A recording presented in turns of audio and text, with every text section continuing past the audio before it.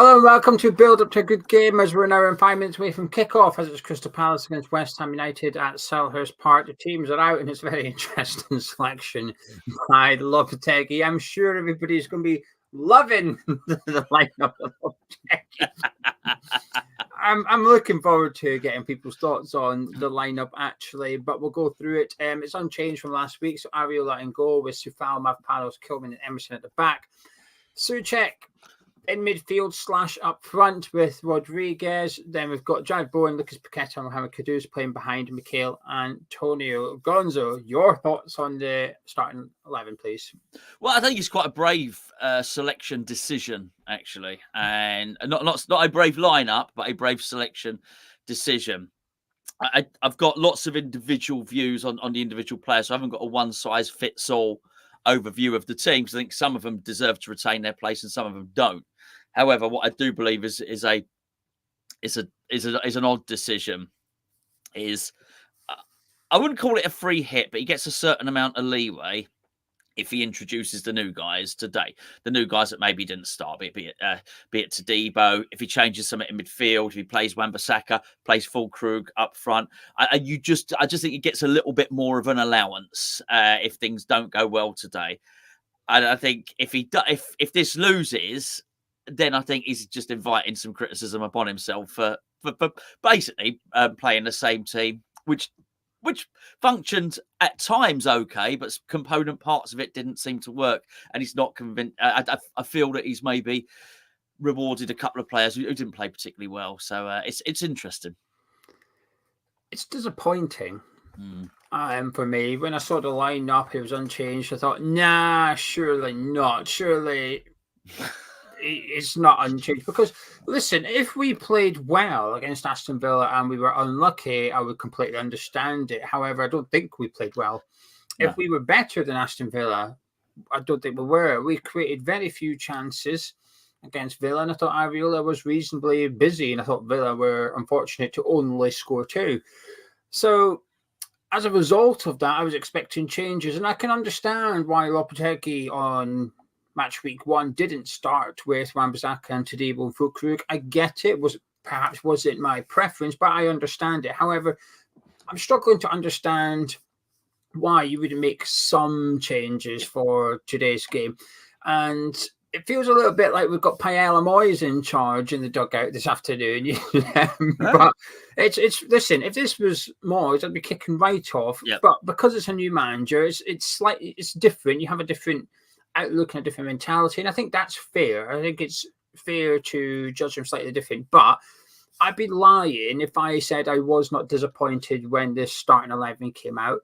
And I just hope, for Lopetegui's sake as much as anyone else, that the players turn up today. And when I say the players, I mean Sufal, Souček, Antonio, those ones in particular. Yes. I hope they turn up, because yeah, like you said, had he made changes and not worked, I think a lot of us would have shrugged and said, I get it. But this one round, I don't know. You said it's brave. I think it's the opposite, actually. I think it's gutless to pick this 11. I think it would have been brave to make the changes. But we're going to know at full time whether it's worked or not. My optimism, I wasn't feeling confident for the game, but I was optimistic. My optimism has decreased slightly, truth be told, after seeing our starting 11.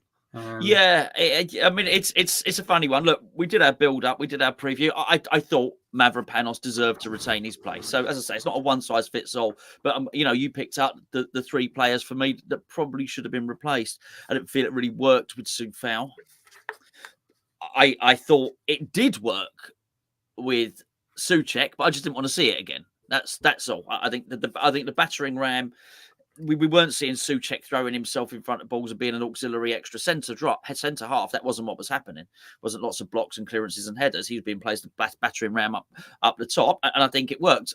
I just didn't want to see it again. I thought it was a makeshift plan to, just to get us through that game, maybe. Antonio was poor. He offered nothing. And I think, as I mentioned before, I think it's really important that you do 2 things, really, when you put in a team out there. Of course, bright sunshine in Stoke, Gio, today. Yeah, it's turning my light on for some reason. It wants to go 100% bright before it dims itself. No in the middle. No in the middle. No, sorry. I think it's important that you reward people when they play well. So I would say Mavropanos, you can justify that to Debo, and you can say, look, you know what, Mavropanos played well. You're going to have to wait. I think it's hard to justify it to Fulkrug, because I think Fulkrug can say, hold on, mate, if I can't get in ahead of that. And I think that's important. You give substitutes an opportunity to get in, give people the opportunity to earn the shirt, and then also give people the opportunity to keep the shirt. But you've got to play well to keep the shirt, you'd certainly think. So Wan-Bissaka, I thought it was a tap in as well as his former club. You know, I thought that was an easy one to make. But yeah, it is funny. It is funny what you say that about Moyes. I got Troy Deeney's words ringing in my ears when he turned around and he said on TalkSport it was with Jim White. There was one other person in the studio. And he turned around and he said, I'm not so sure. He said, I've seen saw Lopetegui at Wolves. He said, I'm not so sure it's going to be that much different to David Moyes, to be honest with you. That's what he said. Well, don't be ridiculous. We're going to be playing the old fancy stuff now. But yeah, so it's an interesting lineup for sure. And before we take a look at the Crystal Palace team, well, it's scrolling along the bottom of your screen. Before we read it out and discuss it, if you're new to Hammers Chat, please do subscribe. Also, drop a like on the video as well by clicking the thumbs up. It helps out the channel. Also, just want to point in direction of Match Bingo, the sponsors of this video. If you fancy adding a little bit of spice to the game this afternoon, you can download the Match Bingo app using the link in the description below, but please do use that link. It's £2 per play for this game. However, if you buy 3 cards, you get 2 free. So you get 5 for the price of 3. £6 in total. You'll get 15 things you need to happen in the game. 6 Crystal Palace things, 6 West Ham things, and 3 things in the match. It includes simple things like West Ham take a kick-off, West Ham take a goal kick, Crystal Palace to have a shot on target, substitutions to be made, things that are almost guaranteed to be happening. Pays out first line, second line, and full house as well. So it is a gambling app, so please do gamble responsibly. However, that's something they take into consideration, hence why it's only £2 per play. You cannot increase your stake. It's set at that, and you have a limit of 5 cards per game, with 2 of them being free as well. You cannot purchase 10 cards for this game, so they do try and take that into consideration. But the link is in the description below. Right then, we'll have a look at the Crystal Palace team, then we'll switch to the West Ham bench. A couple of changes for them this weekend. Henderson in goal with Richard, centre-back with Mark Gay. Riyad comes in for Anderson, who's joined Fulham.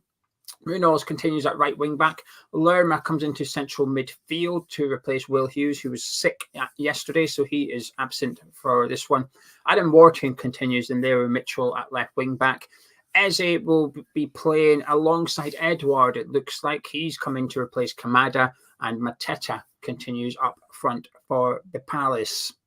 What do you make of that team? Well, I mean, yeah, it's interesting. I mean, it could also be he could change things, Glasner, and he does change his shape sometimes. That could be a 3-5-2.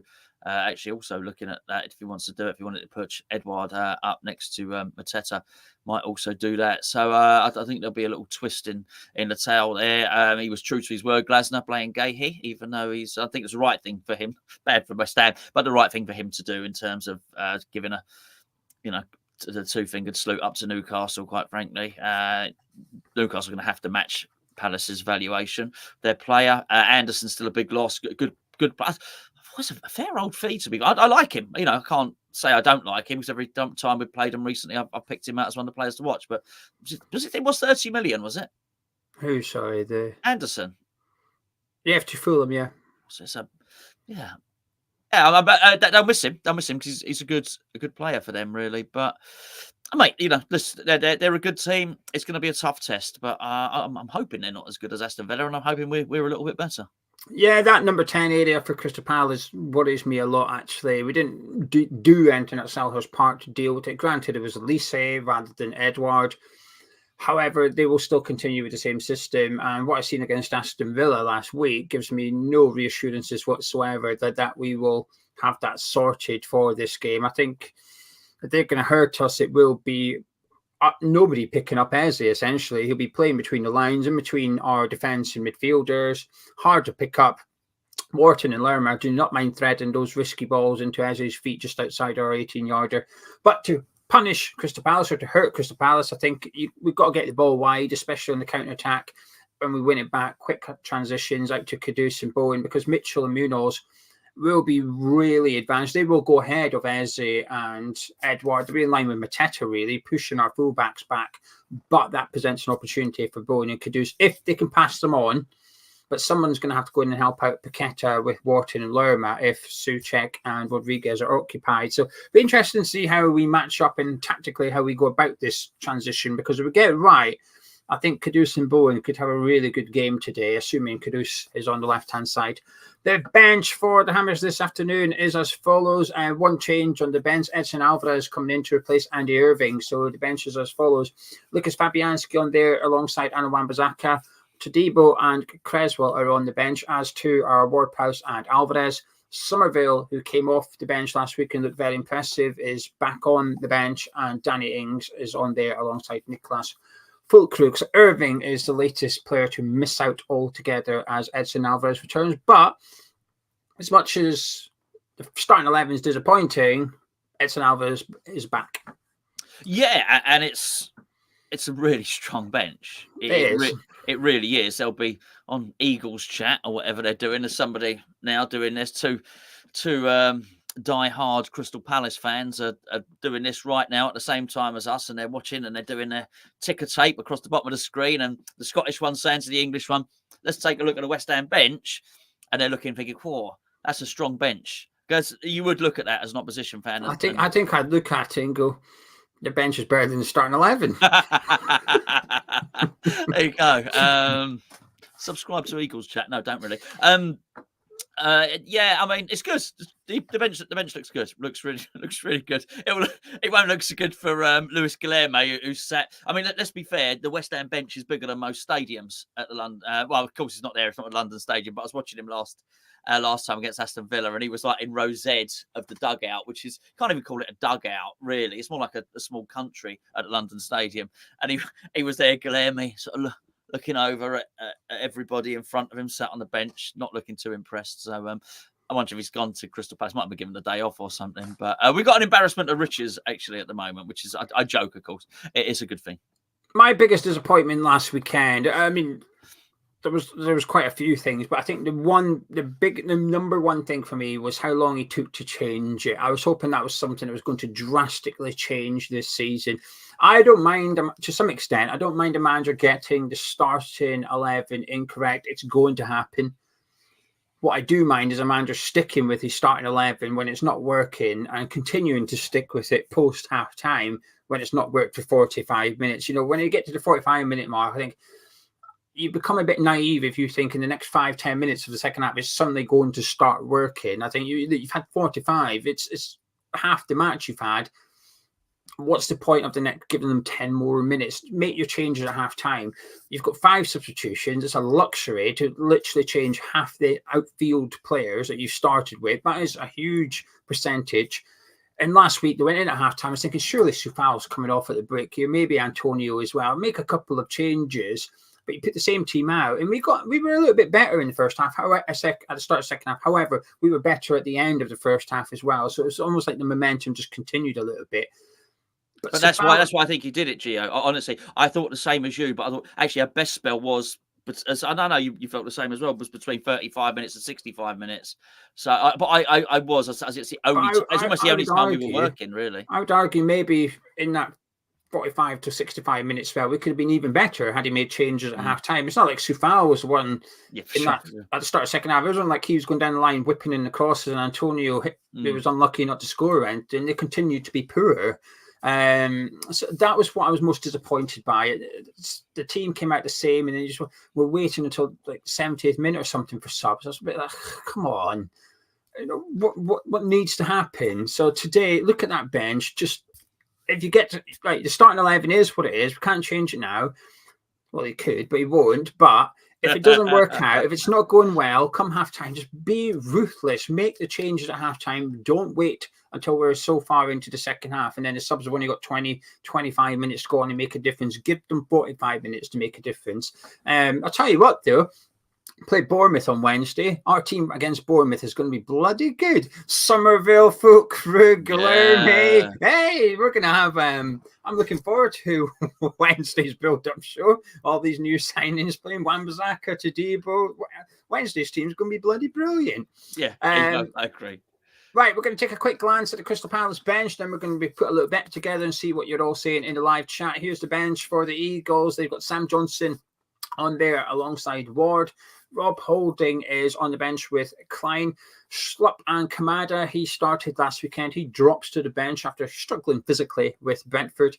Sarr, who used to play for Watford, went to Marseille. He's now over at Crystal Palace. Decore is on there, who eventually will become the first choice central midfielder, just lacking a bit of match sharpness. And they've got Amada on the bench too. So there you go. There's your Crystal Palace bench. What are you writing down? My phrase that pays. Okay, as Gonzo writes down his phrase to pay, please do subscribe to Hammers Chat and get your thoughts into the live chat. Also drop a like in the video as well. It does help out this one. What we're going to do now is going to compile a little bet from the game. And if it wins, we're going to give one of you guys the money. Right then, Gonzo, is anything you're fancying for the bet? Yeah, Thomas Souček goal. Nailed on. Very confident.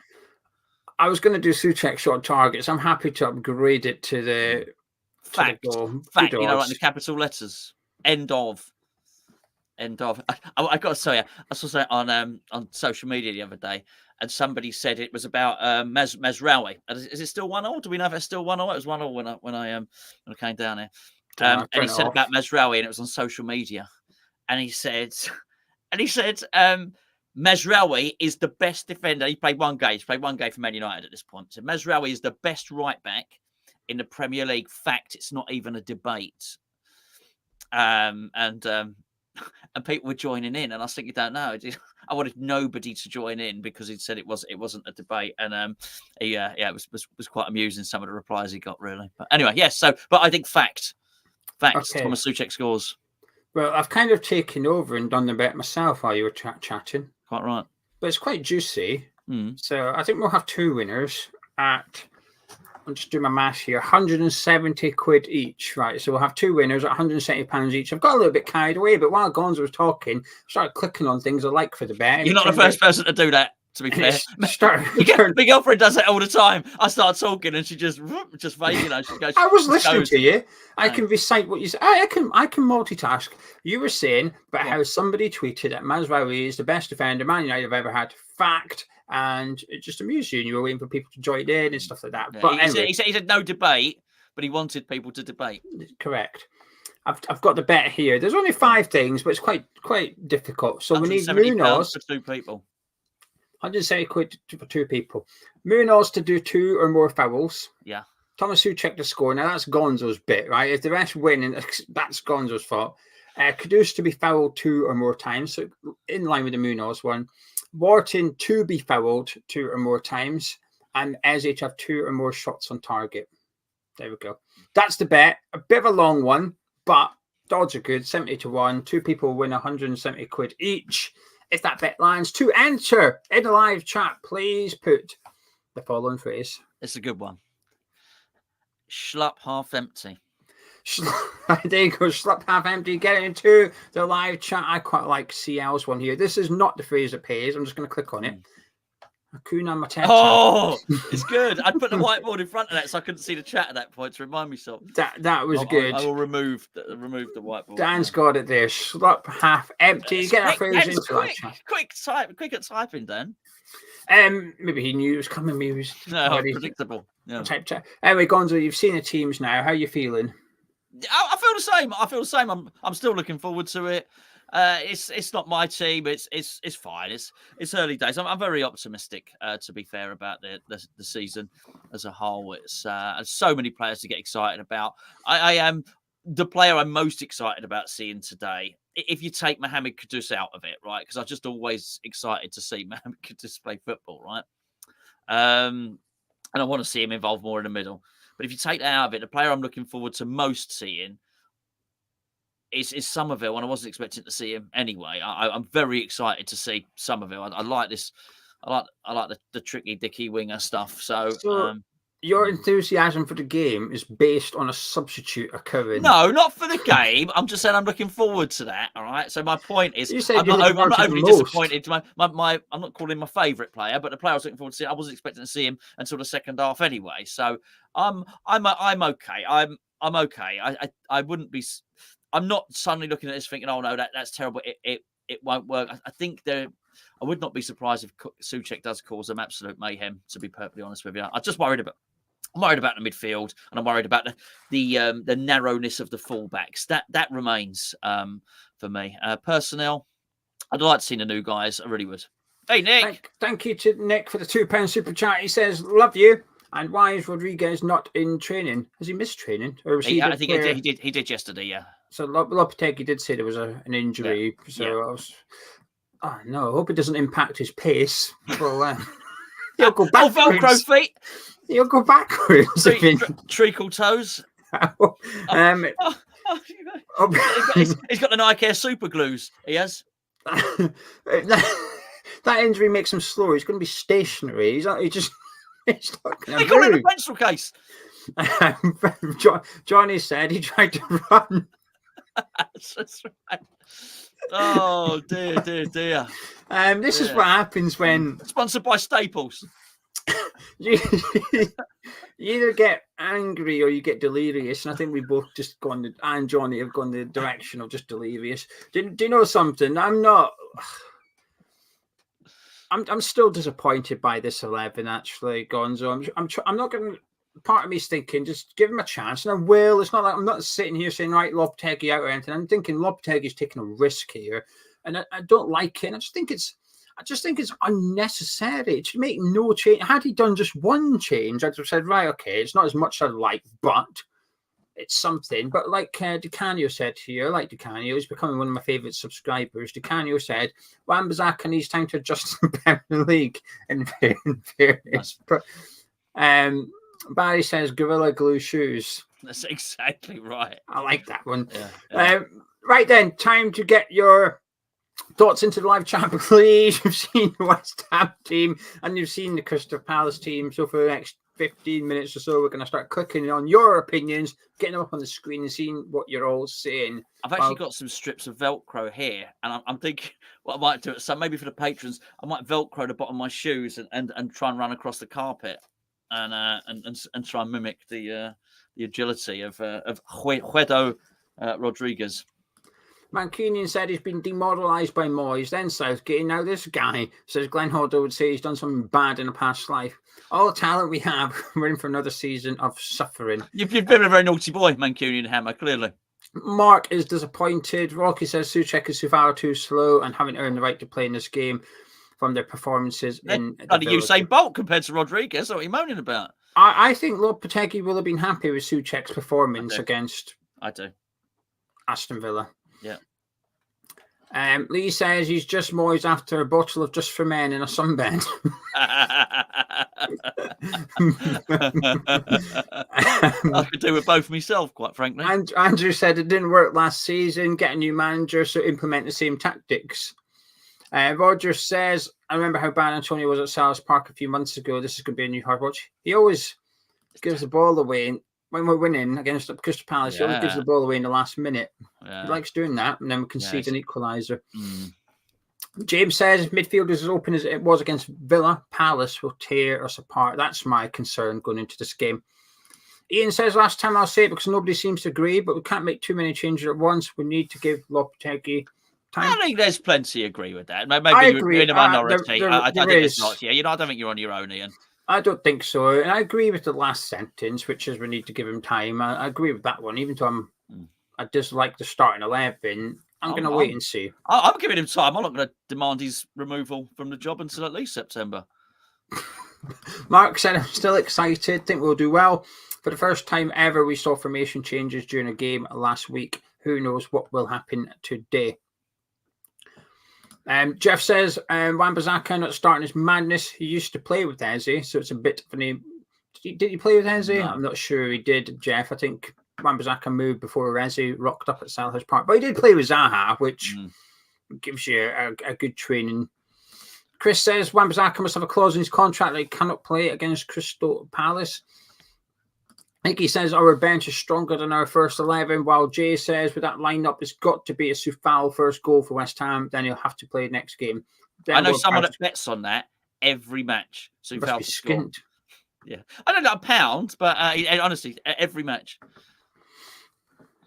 John said, I don't believe it. He's a Spanish version of David Moyes. Scott's saying, so what's the point of this, though? Don't know if he's talking about the team or us. I think it's the video. Is it us? There's no point to us. Yeah. Maybe it's us who's preferred. Something else. Watch Netflix or something, mate. Sonny's called him the Mediterranean Moyes. Obedience says, what's the point of getting rid of Moyes? He could have ignored Tim signings, only played his own just as well. same stuff.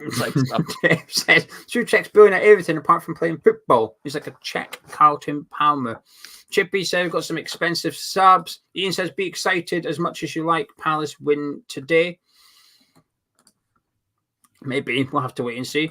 Mr. Hammer said, I hate being negative, but I'm extremely worried and feel Lopetegui's learned nothing from last week. Same slow middle three, Soufal and Souček in, very worried. Tom Bull says, Wan-Bissaka one I don't get. He's been here a couple of weeks, used to the league. No reason to leave him out today. I will give the manager plenty of leeway. It's just a bit strange, in my opinion. Hello, Tom. I have to agree with that one. The Wan-Bissaka one's a bit of the one that's bit... That's just a shoe-in, isn't it, really? Yeah. Alex is saying the same thing. Surely starting Wan-Bissaka would have been an easy first change to make. Scott says, make a couple of changes now, just not not all 8 at once. Maybe Wan-Bissaka and Todibo. Barry says he agrees Lopetegui needs time, but also needs to learn to change when it's not working. It's simple life skills to use. Harry's scared by Eze. I think we all are, to be fair. I think a lot of people are. Good, isn't it? Shay says it's the Moyes of Timu. Excellent. Oh, that's a good one. That's a good one. Antonio says, good afternoon from Athens. I think Soufal and Antonio should be on the bench. We are massive, so Wan-Bissaka needs to start for him as well. Michael reckons we're playing Souček to put him in the shop window. That's something, not just you, there's lots of people who have said the same thing, and I don't subscribe to it at all. I wouldn't do it if I was a manager and someone at the club was telling me to do it. No, I don't subscribe to it at all. What you're going to... And if you don't want to start Souček and you're starting to sell him, so in your own eyes, you're essentially not throwing the game per se, but you're not starting your strongest 11 in order to try and sell somebody. No, I don't. I'm not buying that one. I can't see it whatsoever. Dave says, Eze will have the freedom of Selhurst Park, and everybody's saying Brighton have scored and they're currently 2-1 up against Manchester United. They've been doing some bloody good business, though. Pedro scoring the goal. That central defender looks good. Hecker. Yes. Good player. Very aggressive. What, me or Hecker? Well, both. You've just got small man syndrome, though. He's got tall man syndrome. I've got a fine moustache, though, to be fair. He's not got that. There was one here. I've lost it. Somebody just teed me up to promote Match Bingo really good there, and I've lost it. Oh, Christian did. Thank you. I've got it back now. Christian says he's a Patreon subscriber. Hey, we like you, Christian. I'm going to do the bingo. Also, I think Wan-Bissaka out the starting 11 is shocking. Well, to do the bingo, the link to the app is in the description below. This goes for everybody. You have to be based in the UK, though. It is a UK-based app, but do use the link in description so they know you come from Hammer's Chat. We've got a 3-month deal with them. If we do well in the 3 months, they might stick around for the rest of the season. So if you haven't got it and you don't mind getting it, please do. Links in the description below. And you can purchase 3 cards for this game and you get 2 free. It gives you 15 things you need to happen in the game. Pays out first line, second line. We've had 60, 70 winners from Hammer's Chat, maybe, with some people winning 3-figure sums of money on games as well. So if you do get involved, enjoy it. It's just a bit of fun. Remember that. Just keep it to a bit of fun. Louis says it's baffling that Wan-Bissaka's on the bench. Now Eze's getting a hat-trick. At least she's going to bring him points in a fantasy league. John says we put ourselves out and paid a lot of money for new players. You would play them and get your money worth. He is. This is why I said that, it's awfully brave thing to do, particularly if we think that Eze is going to be just left to centre, which it would appear that most people would think that because they're talking about Wan-Bissaka and Eze. to play Soufal there, and if Soufal does get roasted by him, he is leaving himself open for criticism there, Lopetegui. He really is. Particularly if you're leaving out somebody who some people call the best one-on-one defender around, as some people say that of Wan-Bissaka. So, yeah, it is a strange one for him to leave himself open to that sort of thing. Maybe I would sort of understand it, I think, if what he was looking to do, because the fullbacks are so narrow, is to make that extra man in midfield when Souček buggers up the front, right? I would understand it if he was doing that, but Soufal's not really technically gifted enough to do that anyway. He's not Cancelo or whatever. Do you know what I mean? Who can just sort of go in and do that, or Zinchenko will go in and do that job. It is a bit of a strange one. Dylan said, I can remember Soufal doing well against Eze at least once. Yeah, I can remember Eze doing well against Soufal last time we played them at Selhurst Park. That's the concerning thing. Joe, this is a very fair point. Joe says, same 11 doesn't mean same tactics. I'd be surprised if our midfield is as open as it was last week. Stephen says, Lopetegui doesn't want to rush new players into the team, but it looks like Alvarez has been rushed into the squad after his injury. I'm worried that this is so he can be sold next week. I think Rodriguez is funny. Yes, but it's contradictory, isn't it? Because I think Rodriguez has been rushed into the team. So I think he's yeah, but he had to be. Well, I guess so, because it was central midfield, but at the expense of he's left Ward-Prowse out, and it's interesting, really, what he's. Yeah, but I think Rodriguez had to be rushed in, and then I think because I didn't know Rodriguez was one that picked up an injury, missed training, but with that information, I can see why he's gambled on Alvarez, which is Rodriguez is unfit for 90 minutes and can only do an hour. If I can get half an hour out of Alvarez, because sure. I can understand if he turns around and says the last thing I want to do is have Ward-Prowse and Souček midfield. I'm in complete agreement with that one. You sign me up straight away. I'm subscribing to that notion. I don't want to see that either. So I think maybe the Alvarez one's forced upon him because of the question mark over Rodriguez with his knock during the week. So we'll wait and see. John said, I can only think new players aren't up to speed fitness-wise. Surely that's the only explanation. Again, I'm not buying that because of Wan-Bissaka. Played the most minutes for Man United in pre-season, so It's not like he hasn't had a pre-season. He's had one. But looking at Man United, it's probably a crap pre-season. Mancunian says, we were passive last week and employed the classic Moyes-style limp semi-press. Oh, that sounds dodgy. The limp semi-press. People have deluded themselves into thinking they want this guy in charge. Nobody called for his appointment. Nobody. Don't want to be doing the limp semi-press in the Turkish baths, do you? we don't want one of those ones. Hammerhead says, why do we sign these players if they won't get a start? They will get a start. It's just when. I think the thing is he's clearly cautious, isn't he? And we thought we'd done with a caution. I think that's the thing. He's speak cautious. For yourself. I never thought we were done with a caution. Thank you very much. No, listen, I'm not going to be pasted and copied and pasted as one that wanted him. I said on so many videos, I do not want this guy. But when he came in, I got excited about it, and I like the cut of his jib. I like the way he was talking, and I think I didn't expect the style of football to change massively. Let's put it that way. I didn't expect that, and I think it was a big separation between him and Amorim, who we went to first of all. But I think I certainly did allow myself to think. He wouldn't quite be. I don't think anyone's as cautious as Moyes, and I certainly allowed myself to think he might not be quite as cautious as David Moyes. I think it's clear now he is a very cautious manager. So, it's a bit of a what can you do? We're gonna have to sit and be patient, I guess. James is saying Jermaine Genius got sacked with the semi press, the semi limp press. That's I got to tell you, I don't know if you've seen this. Talk Sport have done a tweet today. With revealing this exclusive bit of interview with Jermaine Genius as to why he got sacked from Manchester United, and it's 1 minute, and it's 1 minute and 30 seconds of him saying, "I can't really comment on that. It's in the hands of the lawyers." He said nothing. It's brilliant. Well, he's done an exclusive with the Sun, saying that he sent flirty messages. He was sexting a female colleague, and it's nothing illegal, but he's cheated and he's let his family down, including his dog. We didn't send her pictures of his dog today. That is cheating. Quite frankly, you shouldn't be sending another lady pictures of your dog. That's your private family business. he betrayed his dog. His entire family, including his dog, has been betrayed because of him sexting another female. So there you go. Johnny said the reason Souček was on the forward line last week was the ball over the top. I fear this. Yeah, I think we're going to see crosses. I think we're going to see Souček in the box again today, personally.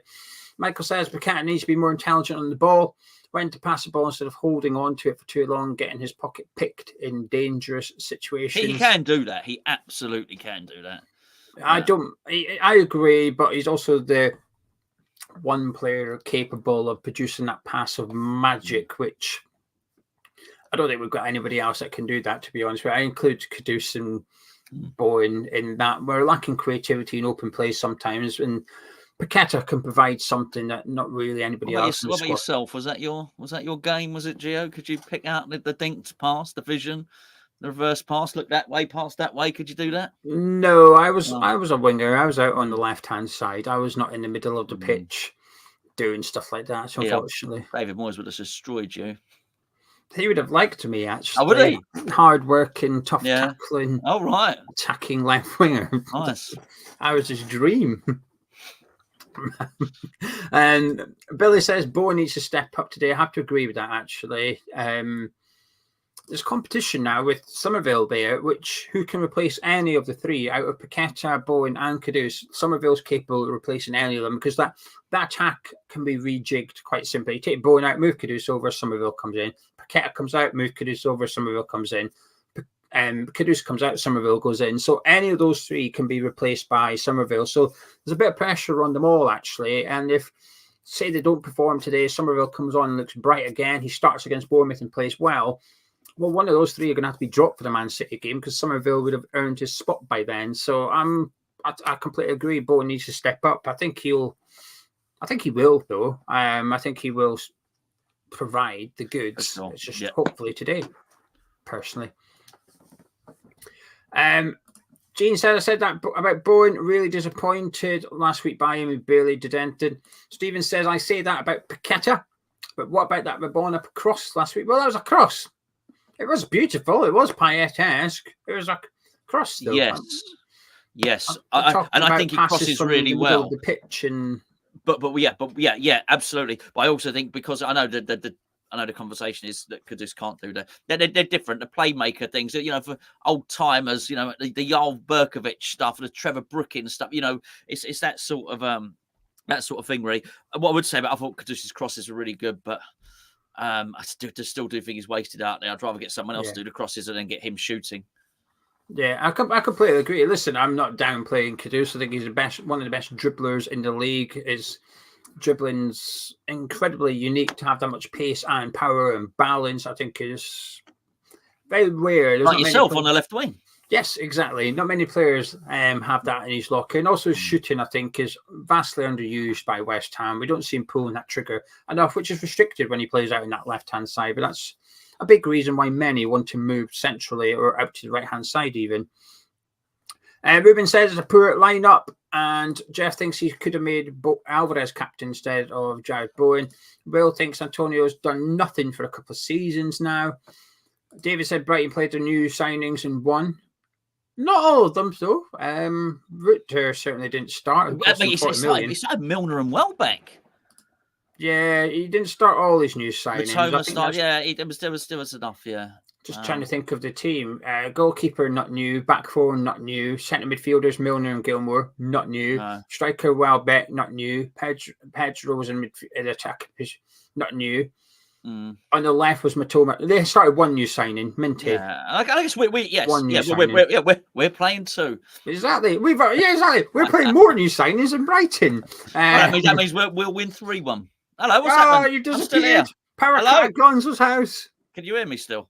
We can. Oh, that's nice. Where have you nice. disappeared? I don't bloody know. You seen Nick's oversized beverage? I have, but also you're a bit like what Lopetegui's new signings. Can't see them. Can't see that. I'm just gone. I don't know. I'm not fiddling with what's it now, Gio. I tell you. Anyway, Gonzo's still there. His camera's just turned off, but he might appear back on the screen in just a minute. Hammer Down Under says you've never looked better. I can still. You can't see me. I can still see you. Major said Brighton had 5 players in the lineup older than their manager, which is true. That is funny, isn't it? That is true. Manchester. Oh, he's sorry. back. Hey. 31-year-old manager than the likes of Milner and Welbeck in there. Ben says, if we go behind at half time, would you make changes? Yeah, for sure. 100%. Yeah. It pissed me off last week. So yes, I want to see ruthless Lopetegui for this one. Right then, let's dip into the green room. Just giving him the heads up so he puts his phone down. And his tea towels. There he goes. He's ready to rock and roll. Ladies and gentlemen, please welcome one of the co-hosts for the watch along, Nick. How's it going? Let me just line myself up because I'm only third on. Like a wall. It's like a wall for a free kick. He's got to line himself up. He's going to get the goalkeeper there. You know. Yeah, clearly I'm. I do the draft excluder. What's going on? There we go. Slowly. Am I coming into frame? I might have to hold the microphone like this. Like I'm a complete twat rather than just fine microphone. Anyway, rather than just a partial one. But I'm in a good mood because Brighton won, so that was nice. How do you feel about starting 11? Very good.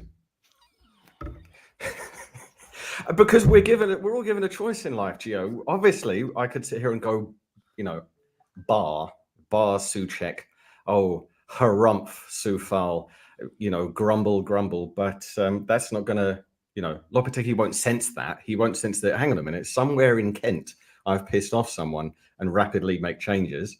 So it's not what I would have done, but I'm in no position to make any effective impact on such a thing. So yeah, let's go for it. But what would you have done? Start Wan-Bissaka instead of Soufal. Start Füllkrug instead of Antonio. Start Ward-Prowse instead of Souček. That's what I'd have done. And I would have told Ward-Prowse, look, this is football. So the other team have players. They have a best player. He's definitely their best player. We all know he's their best player. And when they attack, they're going to give him the ball. So you mark him, man marking, good old-fashioned man marking. No one does it these days because managers think it's not going to make them seem very clever if they just man mark the opposition's best player. But it's actually logically a really good idea. So I'd have said, James Ward-Prowse, you're a very fit young individual. You mark Eze, if there was any doubt. You mark Will Hughes. No, you mark Eze, and that will help us stop the opposition from scoring goals. That's what I'd have done. It's not what is going to happen today. So I think Soufal first goal ever, Souček 2 headers, Antonio overhead kick 4-1. Eze to get 1 when he's let loose. Someone will forget to mark him, and they go, "Oh, him!" at some point. Well, I'll take it. I wouldn't be surprised if we see Souček on the score sheet, in all honesty, just because of the way the chances fell last week to him and how we went around our attacking play. But we're going to find out how the other co-host feels about the starting 11 just now. Northie, welcome. How do you feel about West Ham's starting 11? About as excited as I did last week. I'm surprised he hasn't made any changes. I think it's poor. And to get Füllkrug needs to start. Antonio was shocking. Soufal wasn't any better. I think he's strange. I just think it's a strange thing. So I'm a bit perplexed as to what's going to. I'm less confident than I was before I saw the lineup. I'll say that. Interesting. Well, Nick's gone for 4-1 West Ham. So he's got half a glass of piss.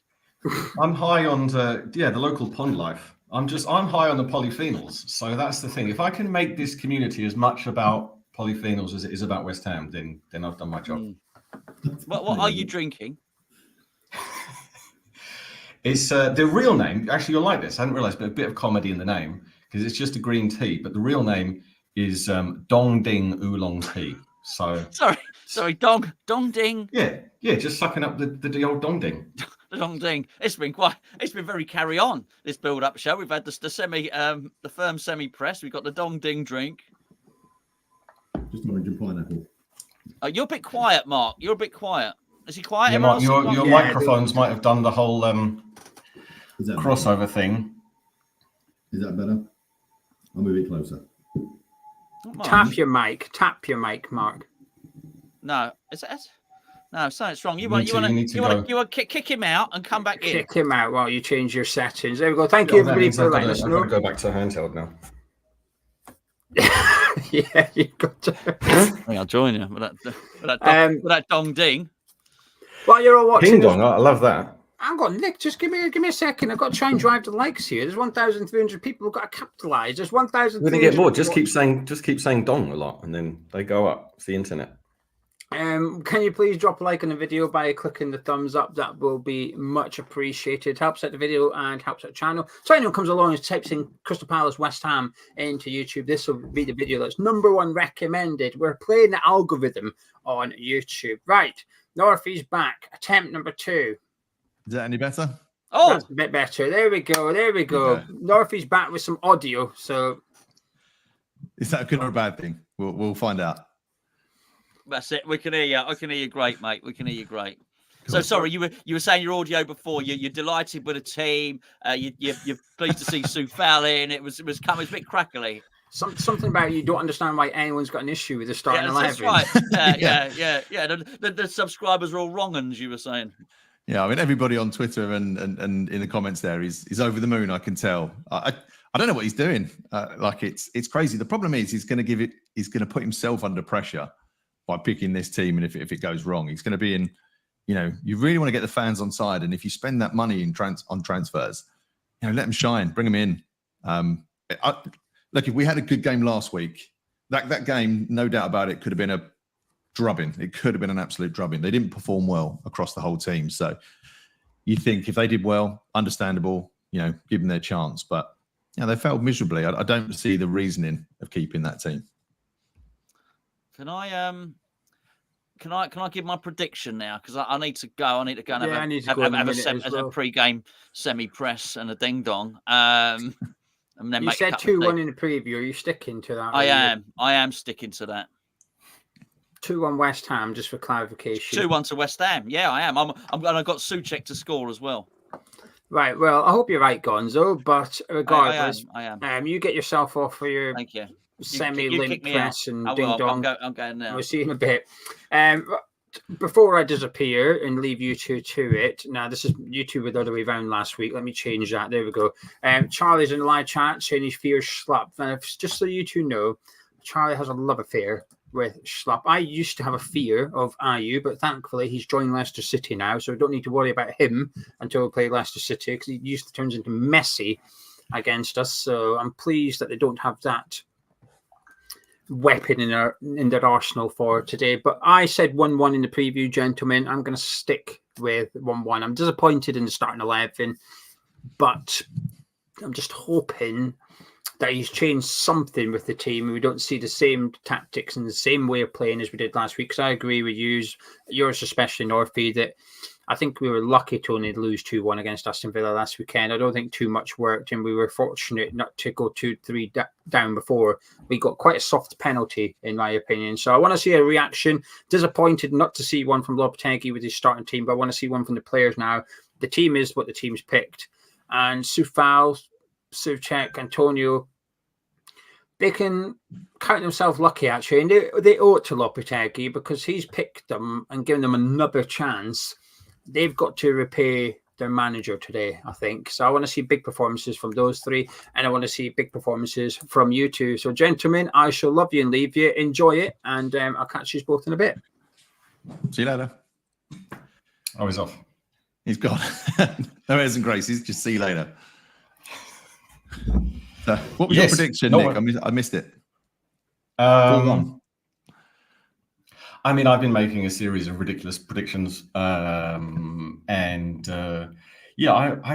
think my official prediction marked down in the Patreon channel was 3-1, but I said 3-1. Oh, almost swore violently. I've got to just get away with that. I said 3-1 Fulkrug because, foolishly, I thought that the player that we've bought to play football might do the playing of the football. But clearly he's going to be doing the warming of the bench. So my prediction is already completely wrong. With this new side, if I was going to make a new one now, I'm still going to say 3-1. Why not? Why not be ridiculous, because we could be 2-1 up, and then our new players. I know I need to adjust this. I've got to. There's a lot of adjustment going on. I'm adjusting the scoreline. I'm adjusting the camera, or not, and yeah, we could. This lineup with Palace's problems, we could still beat them. That's the ray of sunshine that I'm delivering. 3 points is possible against a highly depleted Crystal Palace team on a rainy afternoon. I don't know. Palace is always a tough place to go. I mean, it's one of those, you never know. It's a very unpredictable place. But on their day, I remember, I don't know if it was last season or the season before, they tore us apart. They had a better squad then. But I don't know. I just when that lineup, I was really looking forward to this, and the lineup came out, and I was just like, lineup came out. I was like, oh man, you've got to be brave. There's no bravery in that. And I know a lot of people are hammering Souček, which I think is harsh, because yes, we had this conversation last week. He's Bambi on ice, we know that, but he does get in the box. So the Palace game is probably not a bad one for him, because we're not going to be out-skilled, not outplayed. We're not playing City, which then he looks way out of place. But so I think that we do need a bit of robustness to go into this game. But Antonio, for me, I love him, but he's just a spent force. He offered nothing last week. I don't know if he had a shot. I can't even remember. But yeah, he offered absolutely nothing. So it was a good time to switch it up. Take the pressure off all groups playing away. Yeah, I mean, I think Gio said earlier that, funnily enough, if we've got the cup game, maybe all of these top players that we've just bought for massive millions prices, that's his priority. Win both cups. We can sit here moaning now, but when we're carting around the Carabao and the FA Cup on an open top bus tour come May, Lopetegui will have shown why he's a highly paid professional football manager and we're not. And as you say, this fixture was a funny one. It's not like we're at home immediately again. There's an expectation of something of a scrappy away game. I mean, they still have the good players that you mentioned. They still got, Eze Mateta is very confident. I mean, it's just, you hope, just kind of clutching at straws, that their comings and goings will have knocked them a bit. But apart from that, I mean, the day started off well. I mean, I guess in the rain, we also need to be very sympathetic and empathetic to all of those poor Manchester United fans that now have a difficult journey back, because from Brighton, there are no direct train links to Kent, where they all live. So they're going to have to go up to London, change, and then get to either Charing Cross or King's Cross in order to come back. I did play football, like old man vets football, because I'm over 35 and I can't do young people's football, last week. And just saw I was called Chris Martin in the chat. So I just wanted to note that on my wall, Chris Martin count number 1. What was I talking about? Yeah, and one of the players, you'd always, when you go and play like 7-a-side or 11-a-side, this kind of thing, it's a big mix of people, that's fine. But then you always meet a fellow Kent person, and with no shame, they say they support Manchester United. And the thing with Manchester United fans, one of the many things about them, is that obviously it's just polite conversation. You do know someone or you don't know someone, you're just like, you know what football team they support, and you'll just bring it up. Oh, that's happening with your team. That's happening with your player. You got that next game. That will happen, back to you. So if anyone's like, oh yeah, West Ham, new players, new manager, or you've got like Palace next game, you'll reply, but also in quite a humble way. Like normally, you won't go on about it. You won't talk about West Ham to this effective stranger for the next 15 minutes. But your Manchester United fan will do that. He'll mistake that just polite general interaction as if you care about his team, and he's from Kent anyway. So I just want to thank everyone for giving me a little moment to just get that off my chest, because it's been simmering for about 6 days. So I don't know where you go with that. I can't like segue anywhere, but no, it's a good bit of therapy. Let's segue into some comments then, just to get some other people's thoughts on the lineup today. El Duderino, we weren't that bad. I think we're referring there to the last game. I don't know. I thought we were. I think 2-1 flattered us, losing 2-1. So I think we were that bad. I mean, I'll say the same. It was just we came up against a good team, and I mean, Villa are very good. Even their players that you might not think are good are incredibly good. Like John McGinn, you might see him play, for Scotland, and he might look terrible, or whatever. But he's a fantastic player. It's just like the name bias. If he was called like Juan McGinnio, which isn't a real name, and he hailed from some exotic location, and he looked like just a very swarthy, handsome man, then he would get all the plaudits. But he's a fantastic player.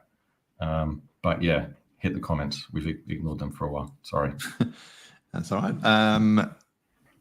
Ben says we won't win if Antonio has his boots on the wrong feet again. Yeah, he's always looked like that. He's one of those strikers. Well, he's not a striker, is he? And I think that's the thing. He's very unpredictable, but he used to bully defenders. But I'm noticing, and it'd be interesting to see in this game, because he just spends most of his time in the halfway line. Now, with the David Moyes team, you kind of had to, because everybody else was in the 6-yard box. But I think we don't need to be with this team. So, and he hasn't got the legs to just be bombing up and down like that anymore. So for me, I think push him up or push him out of the team and get Fulcrook up. But yeah, I don't think Antonio's got the legs to be running like he used to. Yeah. Go on, mate. Yeah. It's fine. We've got to go acting gear. I'm trying to get my radio stream working on the side, and it's kind of doing my head in. I mean, that would be funny, but I don't think Soufal will. Antonio is a funny one. He frustrates a lot of people. He frustrated me last game. But then he can, I think on the club's Instagram, they just put a highlight of him scoring some goal last season or whatever. He can score. He can score good goals. And trying to look on the bright side, the Palace pitch is not the biggest. The main thing is Souček. And what is he going to do? That's really. Well, you mentioned there it's a small pitch, and it is a small pitch. It's tight, and Palace rely on wingers. They've always put crosses in the box. Now, a big problem for me, and a big problem I had last week, and what I'm really noticing actually is Areola. Well, Fabianski was always one of those that never came off his line, and Areola, for me, when we've got this new defence and he sees everything in front of him, he's got to be commanding that box a lot more. So I'm not really. He's not a vocal goalkeeper. And I don't think he's got a great command of his area. Great shot stopper. But I want to see more from Areola as well. I think he's getting a bit of a free ride at the moment. He is part of that defence. So, he's got to keep them out as well. Yeah, I'm going to go through some comments and then I'll let you do the same while I figure out my visual radio stream. Yeah, Jamie Green watching it like Bambi and I said hurts at times, but then you also have has his days unplayable. It is true. But when was the last time he had a good day though? It's been a while. It could be today. We're building up for today. He does. Maybe this is a master plan from Lopetegui to put all these players in the shop window just before the transfer window shuts. They have an amazing game. The scouts there watching them, and they take them. So that's the silver lining. I'm hoping.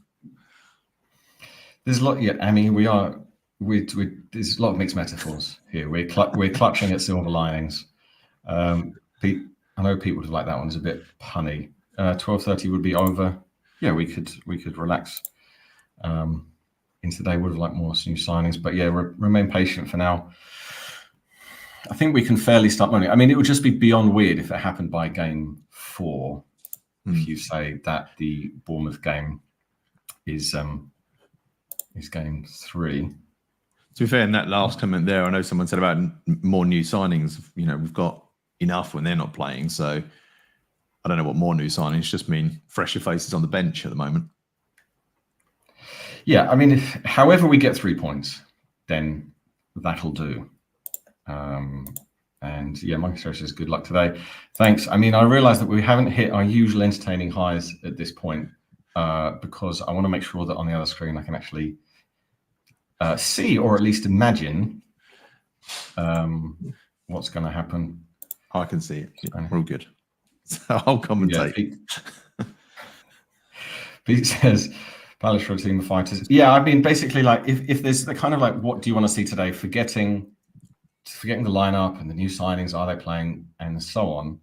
I just want to see, some aggression. I want to see confidence. I want to see our players know or at least think that they're better than Palace's players. I want to see us turn up from the first minute, half time, second half kicks off. Brighton are a funny team, and defensively they can be a bit weak, but they do a lot of things right. And today, against Man United, like half-time, second half kicked off, and they were right at it. Milner, had a chance. It probably should have done better. So I just want to see fight. Rather than worrying too much about who's playing, who's not, who's on the bench. I mean, from the players' point of view, and we do need to get rid of a lot of players. Obviously, Zuma's just having a lovely little hollybobs over in the Middle East, effectively at the fans' expense, which doesn't seem to be coming to an end. Dan Ings, the happiest man in Premier League football, huge beaming smile on his face, but no actual particular football played. Another one you mentioned there, just talking about while we're talking about defenders as well. Kilman is one that was brought in for his leadership qualities. How do you think he has done? I know it's very early days, but just in terms of that vocal person that marshals a defence, did you see any of that last week? I would say no, but then I didn't give my game the full focus. I gave our dear viewers the focus. I mean, the only thing I saw of him on repeat was sliding in about 2 yards away from Duran when Duran scored, which was very frustrating. Even if the whole goal wasn't his fault, but he should have realised what was happening quicker than he did. All right, you go through a bunch of comments until I figure out if I can actually see this. No worries. Now, I'm not sure, Peter. Please clarify who this is for. I don't know if this is for me or for Nick there. If it's for me, I can make it blue. It's a borderline. It's one of Pete's puns. Pete's come up with. He sits there and he drafts puns ahead of the kickoff. So I think that's Chris Martin related pun. Okay. Also, with 2 minutes to go. Match Bingo, which you'll see in the top corner, which supports the channel and gives Gio and Gonzo some affection, which they sorely need in their lives. Match Bingo, get the app, and it is football meets bingo, and it costs £2 per card. You get a card, and it says a bunch of stuff is going to happen, like bingo, and if that stuff happens, then you win. As long as you're first to fill out those numbers. So if you know what bingo is, it's basically that. And Hammers Chat has had over 60 people actually win. So see if you can get that in. If you use the link, which is below this chat, you buy 3 for 2, isn't it? Three for 2. Yeah, you buy 3 cards, £2 each, and you get 2 free. So give that a look. It might give you something to watch other than the bench. Yeah, I was one away from a full house last week. I was like so close. So, a bit gutted. That would have been nice. Clayton predicts 2-1, or predicted a 2-1 win with Aaron Wan-Bissaka, Todibo, Somerville, and hoping Potts would get us. He does predict a 2-1 win. I would like to see Somerville come on and get a bit more time. When Alvarez is injured, I don't think he's going to come on. I don't think we need him on. I don't think there's a risk for him. That would be weird. No. Keep going with the comments. I'm literally tapping buttons. Eze is going to have Soufal on toast today. Soucek will be as poor as he always is. See, it's a weird one with Soufal. I think he's an okay player for the right game. I think this could be the right game for him. But yeah, Eze's quality. Yeah, I mean, if we can come up with any food-based metaphors in the chat, if Eze's going to have Soufal on toast, what other Palace player is going to have one of our players on what food substance? Would it be Mateta's going to smear Kilman on a scone? Let me know. Fair enough. I like this one from David. Moyes in talks with West Ham. Bring the Messiah back. Yeah, Scott's asked with the rain help. But yeah, Messiah. Oh, he went for Messiah. I thought the food thing. It was like a soy sauce meats. It could have been. Yeah, I'll take that. That's not what I meant, but I'll go with it. Scott says, will the rain help us? That's a tricky one. Will the rain help us? Slippery conditions. I don't think If we're up for it, I mean, it's just one of those things as well. You know, players need to grab the bull by the horns, or whatever other metaphor I can mix. Really, once they're on the pitch, they need to be up for it more than the opposition, which I'm hoping actually would be in our favour. Game would have kicked off now, so if you can actually see it more than I can. Yeah. Which is doing my head in. On my slightly delayed watch along, they're just having the huddle. So not as yet. All so right. You're using the same stream as me. Be my eyes. Talk me through it. Did you? I've got one. Hang on. I've got one. I've got a radio going, and on my radio, I'm 1 minute in already.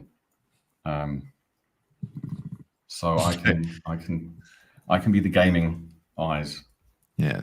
So for a while. I'm kicking off. I feel so arrogant now because I was behind last week by 45 seconds. Now I'm ahead. I feel like king of the Dongding tea. I'm loving it. So anyway, what is happening now rather than me blathering on about? Yeah, mine's just kicked off. So I'm a minute and a bit behind. So wow, it is difficult. Anyway, I'm almost at 2 minutes and we've got the ball in defence and we're playing it around. It's gone to Emerson and Palace are not pressing that much. Emerson and Paqueta having a lovely exchange. Emerson just put it off to Rodriguez, who's basically in line with the defenders, pass it over to Kilman. Palace are not pressing that much, which is a bit weird because they're at home and we're now in their halfway line. Emerson puts a nice cross through. We're attacking, but Rodriguez had a shot and I think it's gone out. We want a corner, which I think we've got. It is absolutely pissing down with rain. Rodriguez was pretty happy with that. He's getting a lot of nods. I mean, he's nodding back. He's getting some praise. So if I focus on the game, you do the comments because otherwise that's going to be no problem at all. Three things at the same time. I mean, someone has said that maybe we should get the benches to play each other. That might be a more entertaining one. Maybe. I've looked. Bowen's about to take the corner. Oh, I just went wide. Ooh. That was very close. I'm hearing on the radio. Just going to say that Charlie has dropped out for today because he's going to wrestling. It was an Antonio header that just went past the post. It was very difficult for him because it came at him at very high speed. I mean, there's no way he tried his best in that sense. And now Palace did have the ball, but they made a stray pass. And I'm just going to say, for 3.5 minutes in already, we are looking a bit brighter physically. When we have possession, Palace. Palace are basically watching us have it. Derek's already said there's no way I'm watching this. So, and I don't know if you're talking about the game or us, but I think with that, I think that he said predicted lineup. So I don't think it's us. I don't think we've upset anyone here. Come on, we need you. Don't go. This is a effectively free personal counselling session. We can't go through this ourselves. We are looking bright. We get possession. We've got it in our defence now, passing across the back. And again, Palace just sit back a bit. They're okay with us doing that. It's going through Rodriguez. Soufal's just won a foul there. Eze fouled him. So what is going through Rodriguez? He's basically looking quite bright and open for possession. So when it goes to our defense, like Mavropanis is on the right now, and then Rodriguez will always be. Rodriguez is basically doing a bit of the Declan Rice role. Sorry if that name gives anyone any shudders. But a lot is starting through him, which isn't great because he just lost possession. Soufal tied these up. Now Paqueta's with it in our half. Probably going to spray it to Emerson. No, he puts it left back to Kilman. And then we kind of build again from the back. Paqueta's dropping a bit deeper as well to come and help Rodriguez because he was a bit alone there. Mavropanos just misplaced the pass, gave it straight back to them. Mateta's got the ball and Eze's going to shoot. Roof of the net. Nick, someone's asked what the odds on Soufal scoring before Antonio this season. Might need a refresh. Yes, yeah, he hasn't scored for us yet, has he? The only player that hasn't scored. No, I remember it's about a year ago he had his best chance with a shot coming in, but I think it got deflected. So yeah, I mean, 5 minutes in, if we could not give the ball away, then everything would be going our way. The only time Palace have had an attack is when we've given the ball away. I think we've been a bit too keen to pass out from the back. It's kind of one of these things where you don't want to get overcoached. Anyway, Palace have a corner. Ball comes in, cleared by Kilman. I think Jamie has summed up what a lot of us feel about Antonio. It is like watching Bambi on ice, and it does genuinely hurt. We want him to do well. Do you know what killed Antonio for me? It was when VAR come in and he couldn't do the goal celebrations because he started doing them. Remember that time when he was doing all those funny ones, and then VAR chalked them off, and he said, "I look like a Burke." I mean, yeah, get rid of VAR just for that. I mean, he could. So yeah, we've got it on the 18-yard line back to the goalie. Palace just hold position and just watch us, hoping that we'll just give the ball back to them again. We've done it twice already. Soufal, nice chest down to Paqueta, who's looking forward. Takes a heavy touch.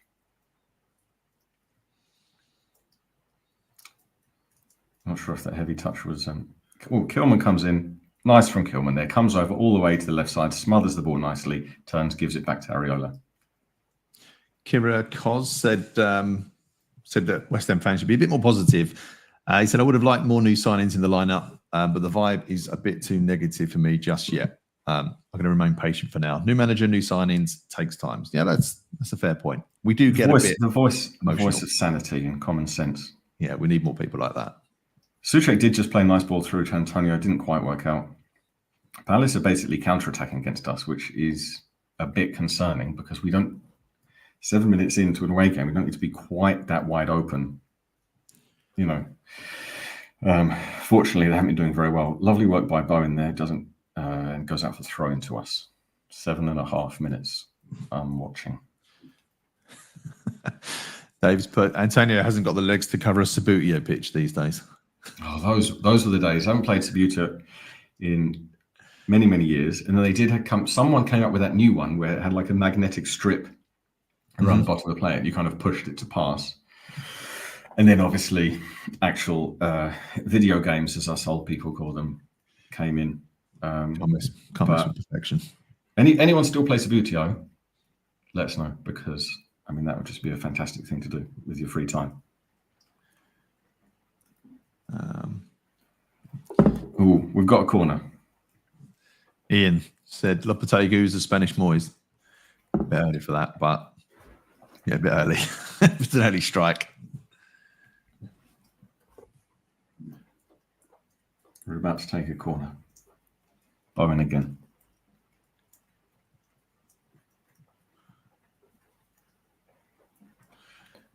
And there's always Ria said, I'm done, not supporting West Ham anymore. Souček the undroppable. He is undroppable, isn't he? Like, they must see something in him, all these managers. He's a big waste of space. We've lost already. Unlucky on that corner again. Kilman got up to meet it, glanced it too far. I think Antonio got close again. Oh, that was unlucky.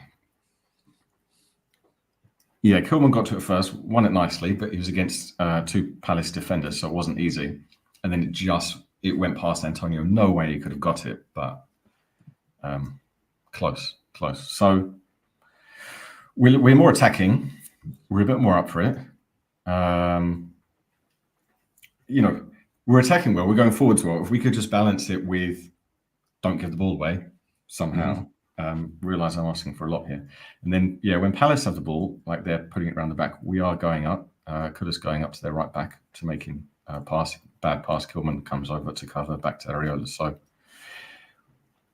we're looking good at the moment. Areola almost buggered that up, but he didn't.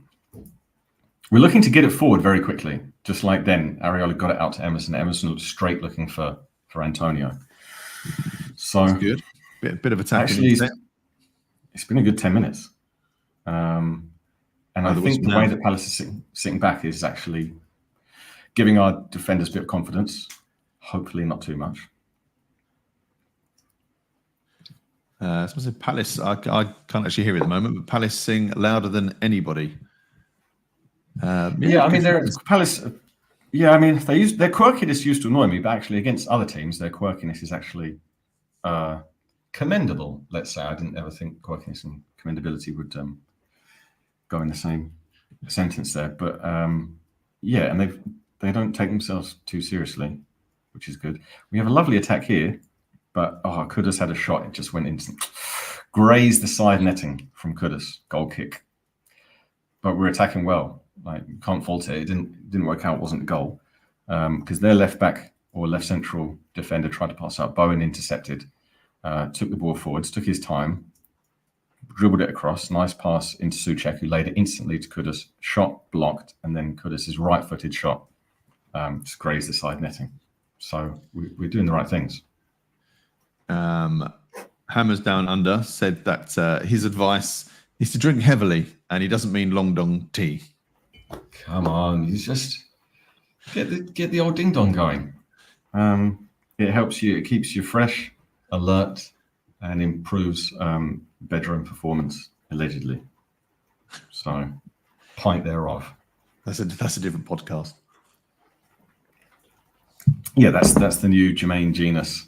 I was self-sabotaged. It's not that I was just sexting. I've just pressed the self-destruct button. That's what he said. Not judging. We've all made mistakes. But any of the mistakes that I've made were not funded by the BBC license payer. So we've got it in defence. Palace very, very, very happy to sit back. Hopefully that will be their downfall. Kilman plays a long ball out to Kudus. Didn't quite work. But I suppose we're mixing it up because it was going through Rodriguez first in the first 5 to 10 minutes. But in the last 5 or so, we've been playing direct. So it was good to see us. At least it's good to see us with the ball. Scott has said that Areola's class, new centre backs in front of him, and he's only had a week in training. I don't know. Someone else said this on Twitter the other day about how amazing Areola is. Where would you rank him, right, viewers? Where would you rank him in the Premier League, top 20, 1 to 20? Where would he sit? Great to get your thoughts. Right up the top. I'm a huge Areola fan. I think he's absolutely amazing. I don't think he's worse than Ederson. I think Ortega's actually the best keeper in the Premier League.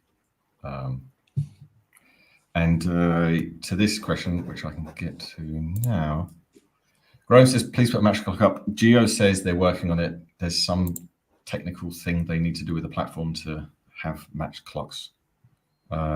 Jamie Green answers your question, says 9th. Who are the 8 better? You got to I'd probably say around that. I'd say he's mid. I think he's amazing. His wife is a bit of I want to say troublemaker, but we all know that she did kind of moan that he didn't get player of the season, which is her prerogative. Loyalty is a good thing, so I take it all back. I'm a big fan. I don't know if Jermaine Jenas has been busy texting her in the last week. I don't know who it was. Yeah, does anyone know why that happened? And it's slightly off topic, but I still don't know yet. I can, up my updated radio one. I'm going to have to type that out. So if you hit the comments and I sit here tapping things so we can both have our radio stream at the same time. Riaz. Souček and CRYWHU. See, when they joined, they were amazing. Everybody loved them. But everybody's really turned on them in the last season. The Czechs. Why buy new players when why play new players, leave him on the bench? Why don't he bench himself? For the Carabao, it's genius. It's kind of genius. We're going to win the Carabao. We're going to win the League Cup. I should stop calling it the Carabao because it'll make me feel better when we win it. It's the League Cup. Yeah, we've always been good in that. Remember the last time we won it? I'm almost about to share the thing. It's absolutely battering down there, isn't it? Good news is that Palace don't seem, I want to give it the kiss of death, but good save by Areola, Premier League's number 2 keeper there from Eze. Areola, left foot out, stop. Eze should have scored, but he didn't, which means that today's our day. That's the thing. It's the rain. I have 2 beliefs about when I play football. And one is that playing football in the rain gives me superpowers. Playing football with my West Ham shirt on also gives me superpowers. So you put on the West Ham shirt when you're playing football and you just feel, hang on a minute, and you just get this amazing feeling, and then you play better. So it's raining and they're wearing West Ham shirts. So those 2 things are happening for our players. I never played well, no matter what I was wearing, to be honest. But when I used to play as a defender, so I used to love playing in the rain. So I always think it suits. You just get sliding around and just get stuck in. So I used to love that. Yeah, Gio said he was a left midfielder. If you're a defender, if we can put together a Hammers chat 5-a-side, I don't know where Charlie plays. I don't know where Gonzo plays. Gonzo, I would think. I think he yeah. Well, he's got the silver fox hair, so that's already foxy. He keeps sexting me, saying that he's a foxy little minx, which I find grossly inappropriate because we're colleagues. And I keep saying, stop doing this. I'm going to tell your wife. That was last night, so I haven't told her yet. But he did refer to his diminutive stature the other day. I don't know how tall he is on a centimeter basis, but if he is a bit short and if he is a bit silver, then there's an Aguero thing going there. So you will love that I've likened him in footballing terms to Manchester City's legend, Sergio Aguero there. Yeah, not a bad comparison. I'd take that. Still 0-0. It's got a little bit scrappy. I mean, Paqueta just kind of gave the ball away there when he didn't need to. Don't have to see it on a replay, see if it was his fault or not. It's funny. There's still people absolutely fuming with this lineup, but this is a funny. Scott, you've nailed it really. Bowen, Souček, Paqueta, Kudus. One of these doesn't belong. Yeah, you put them against each other. It does seem odd. Maybe because it's raining so heavily, Lopetegui doesn't want to injure his new signings. Maybe he loves them on a deep emotional level, and he thinks he just couldn't cope if someone slid in against Füllkrug. He's thinking, no, after this, there's only 36 games to go. Win those, and you win the league. So I don't really know why we're all panicked. Still 36 after this. Palace are attacking. Good through ball. A terrible shot by whoever their number 22 is. Something I can't remember his name. I'll be honest with you. He's got funny hair. Dyed hair, I mean, by that. Should have done better. Again, we're leaving ourselves a bit open. All of the midfielders were well ahead of where you'd want them to be at that point. I didn't see exactly where Rodriguez was, but I wouldn't want him to be anything like as high as he was, because that just leaves the back four to deal with the counter-attack when it's coming at them at pace. So I'm saying that we are playing with intensity at least. We're better than last week. A better start than last week. Did we start bad last week? Well, I mean, we're letting a goal in the first 90 seconds, which is probably... Yeah, I mean, goal-wise. I mean, it was like playing-wise. I think it was even, though, wasn't it? I think it was quite even. It was back and forth. I do remember that. So, yeah, I mean, obviously we conceded. Yeah, I just think we've let players come back into it in the last 5 minutes a bit, which I don't know why we've done. Oh, that was close. Oh, we didn't let a goal in, but ball rolled across our box. Which, for those of us who's wondering why Souček is on the pitch, Souček basically has to score a goal every time he plays. Otherwise, he's worthless. Because when you start 10 players and Souček, very nice person, very friendly individual. Palace had another attack, but it was foiled. But it's very difficult to play football with Souček, I imagine, if you're his teammate. So he already reduces what you've got. So if he doesn't score, it's quite hard to say, why is he there? And as I'm watching, Rodriguez wins a free kick. We do currently have 64% possession, though, which, very un-Moyes-like, and we're the away team, so that's good. Apparently, City are 3-1 up against Ipswich. So not gambling advice, but you could see them hitting 6. 6-1, 7-1, God knows what. It's only 20 minutes in. They're 3-1 up.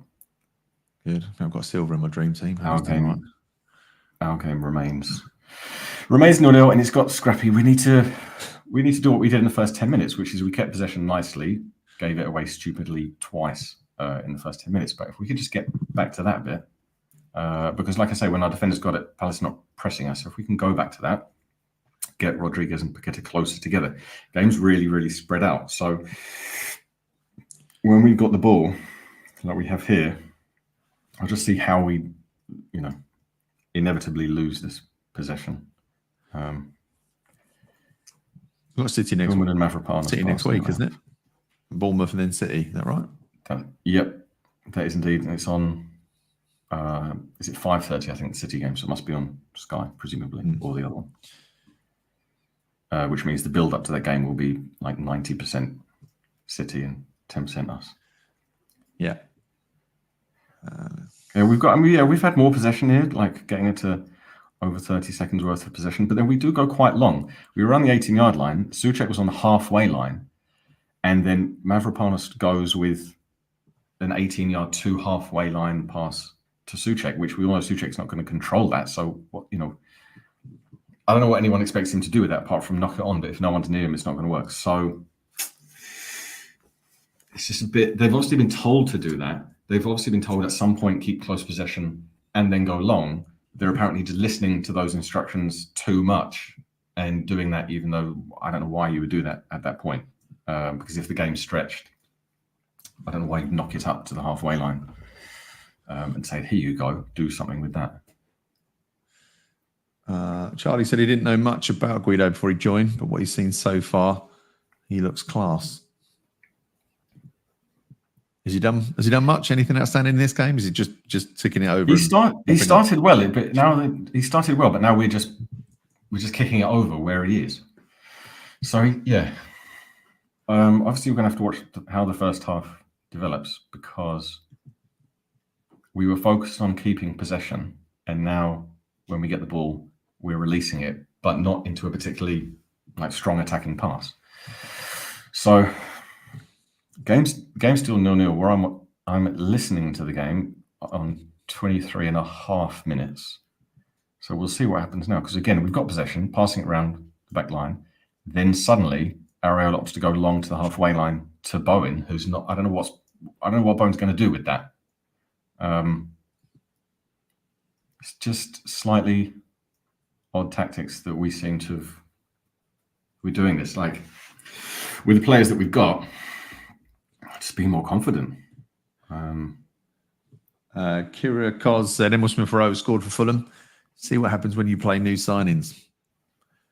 Yeah, I hope he does well. He's one of those. I know he's Arsenal, but he's one of those players that's been on the fringes for so long.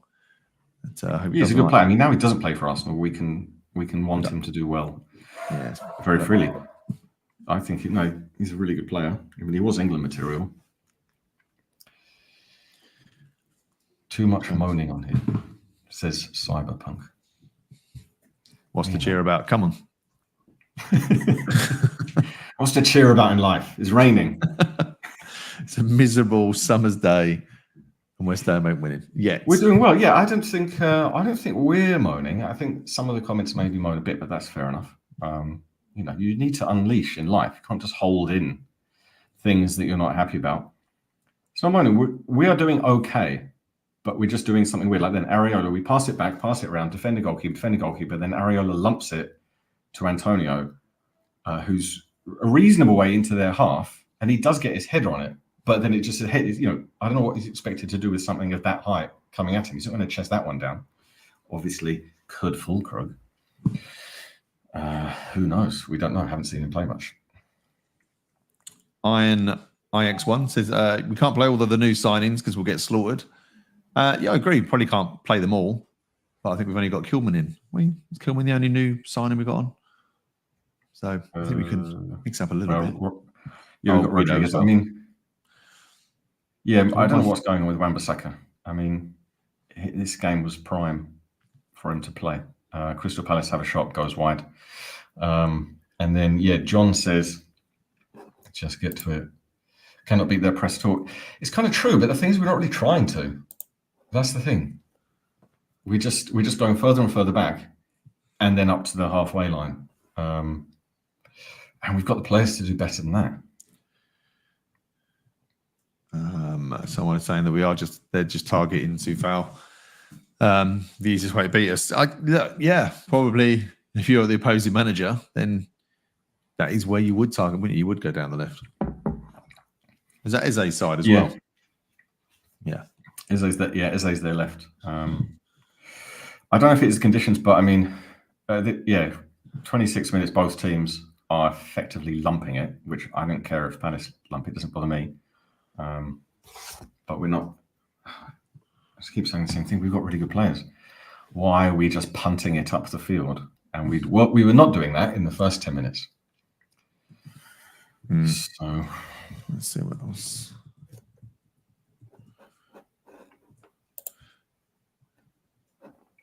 The worst thing I've ever witnessed.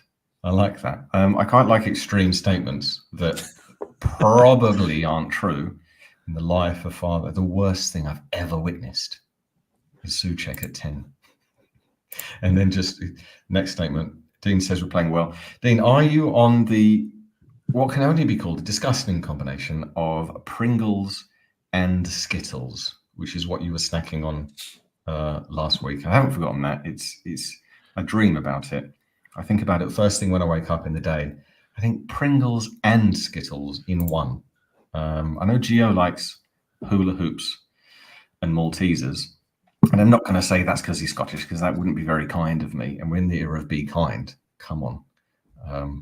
So, yeah, Dean says not today. That is an odd combo. Get some fibre inside yourself. Have something healthy. Gut-brain connection thrives with healthy fibre. As you can see from health chat, game's a bit scrappy. Like, we're doing okay. We are doing okay. But we're just not attacking by playing football. We're attacking by punting it 50 yards up the pitch, rather than say, you know what, why not keep Rodriguez and Paqueta closer together, play through them. I mean, this game's winnable. Like, the way that Palace are playing, it's, they're a bit flat. So the game's there to be won. Yeah. Again, I think there'll be goals in it. I don't think it's going to be 0-0, and I hope I haven't given that the kiss of death. No, because Soufal's going to score. So a Greek salad, Turkish-style chicken in the air fryer. That sounds nice. You get your protein, you get your fibre, nice leafy vegetables, good for the lungs. Too healthy for me. Might be kebab later. But a dirty doner. Yeah, Charlie Wallace says Antonio's second touch is a tackle on himself. It's a bit true. And please, can we pass to feet? Also, my feelings. and I'm not moaning. I don't want to lose anyone off the channel for moaning, but I wish we could pass 2 feet because they're professional footballers and some of them are very good. So when you get the ball, you look up, there's my teammate, passed him, not just twat it 50 yards against a flat Palace team who are basically okay to lose this game and then just go home. They don't mind. And if just in full agreement with me, they're some hoofballs get on my nerves. Same. They are getting on my nerves quite a lot. And it's 0-0. Okay, Wharton running the show. Insane. I still don't know a huge amount about him. I know he was obviously very highly regarded, but no one's come in for him yet.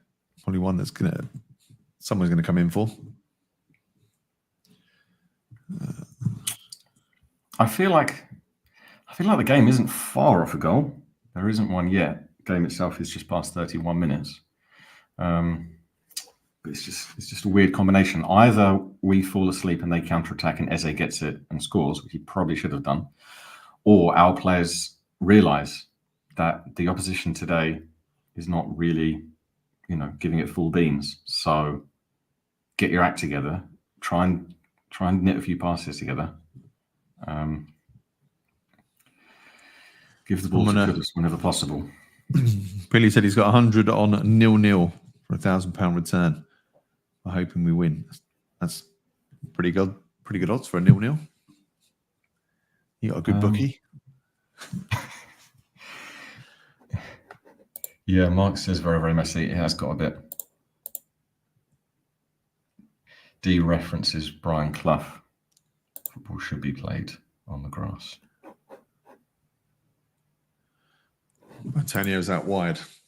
He needs to get more central. Dean's going to basically entertain himself by giving people timeouts for little to no reason, or if anyone mixes snacks in a way that he deems unacceptable. Interesting comment here. We look poor, but Kilman is so good. Yeah, I mean he's done all right. He's done all right, definitely. Whenever Palace have had a chance. Apart from maybe one, the rest of them were through a counter. Yeah, people seem to really, really like him. It's too early for me. He was unlucky with his header that just went past Antonio. I don't think he could have done much with that. He was unlucky. Rob says he doesn't understand this forward play. Yeah, it's strange. I don't think any of us are really seeing what his style of play is yet. It's not coming through. There doesn't seem to be. I understand there's not a clear plan, but they're not executing on it at the moment. It does look scrappy. Yeah, I mean, you can hope and pray that, I want Souček to do well this game because he's on the pitch, but I hope that's not Lopetegui's plan going forwards. And 30 minutes in at an away game, camera's just showing Wan-Bissaka looking very bored on the bench. He's chewing gum. He's looking around, but he's probably thinking that he is a better footballer than Soufal is, and he's just signed for the team. Unless he's been promised to start on Bournemouth, we don't know. We don't know what's going to happen. I mean, we don't know what happens behind the scenes. The starting lineup could have been mapped out for the next few games. We don't know if we've got, if we've got a cup game that we want to get through and then City at home, and the manager's thinking about prioritising players, for fitness and lineups. Maybe there's something. He's going all in on the Carling Cup, then. Carabao Cup, whatever it's called, League Cup. Yeah, he says Kudus is in the wrong position. The only thing, I mean, where else would you play him? Because the Kudus through the middle, I don't know. Yeah, see, I'm a fan of that, actually. It'd be great to hear where you think his right position is. I mean, if Fulkrug's not gonna start this game, and it's easy, the fan will always say that the manager's doing something wrong if we're not winning, but why not start Somerville? Bowen can play strikers. He got a lot of goals there, and then Kudus can go back on the left. If Palace are just sitting back saying, you know what, I'm not that bothered about this particular game, and Somerville's all tricks and energy. Kudus goes for a lovely, strong, usual run up the left, crosses it, gets a bit too much on it.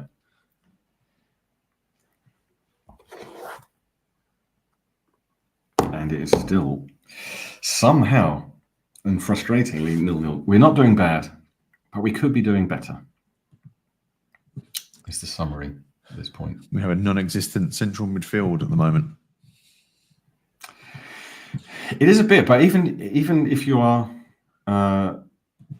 listening to the game, you can't work out quite why. I mean, there's a bit of midfield action there. Paqueta got the ball, and there was some midfield harrying going around from both sides. We came off better due to Paqueta and Rodriguez did well. We're in the right place. Paqueta was getting challenged, and Rodriguez gave him an option, and that allowed us to maintain possession and go back to the defence. So that was pretty good. Let's see what else is in the chat here. Can we please watch Kilman and see how ineffective he is and how he's dropping deep? It's a poor choice of pass and it's hurting us. £40 million. Just pay attention to the number 24. Okay, we need player cam here. So for the next 10 minutes, all eyes on Kilman. Let's see what he does. Yeah, a bit of frustration. Bit of frustration creeping in.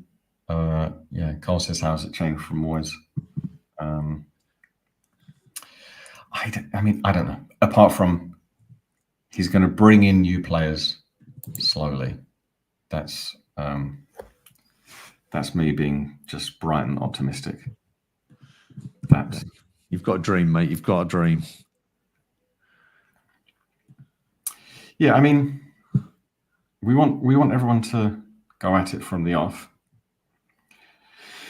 The manager can't see into the future. Crystal Palace aren't a bad team. So I guess Lopetegui would not have predicted that they would have been quite as flat as they are. And I don't know if he's going to, just basically let it go like this until half-time.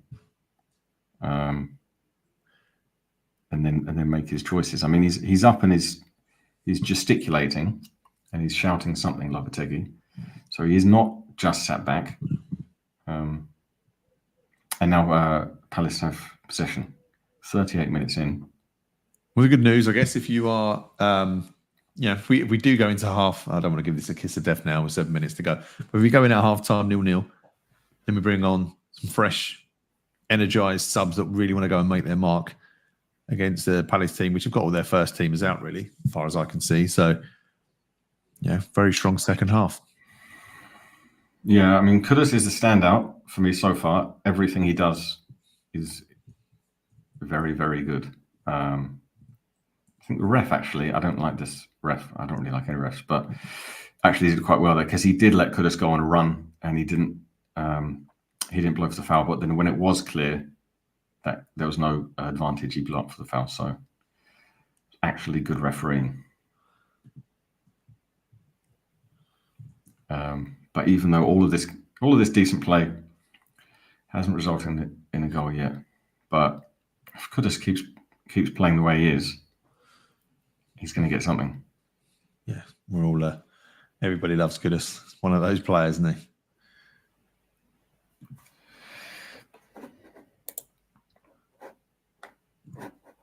he?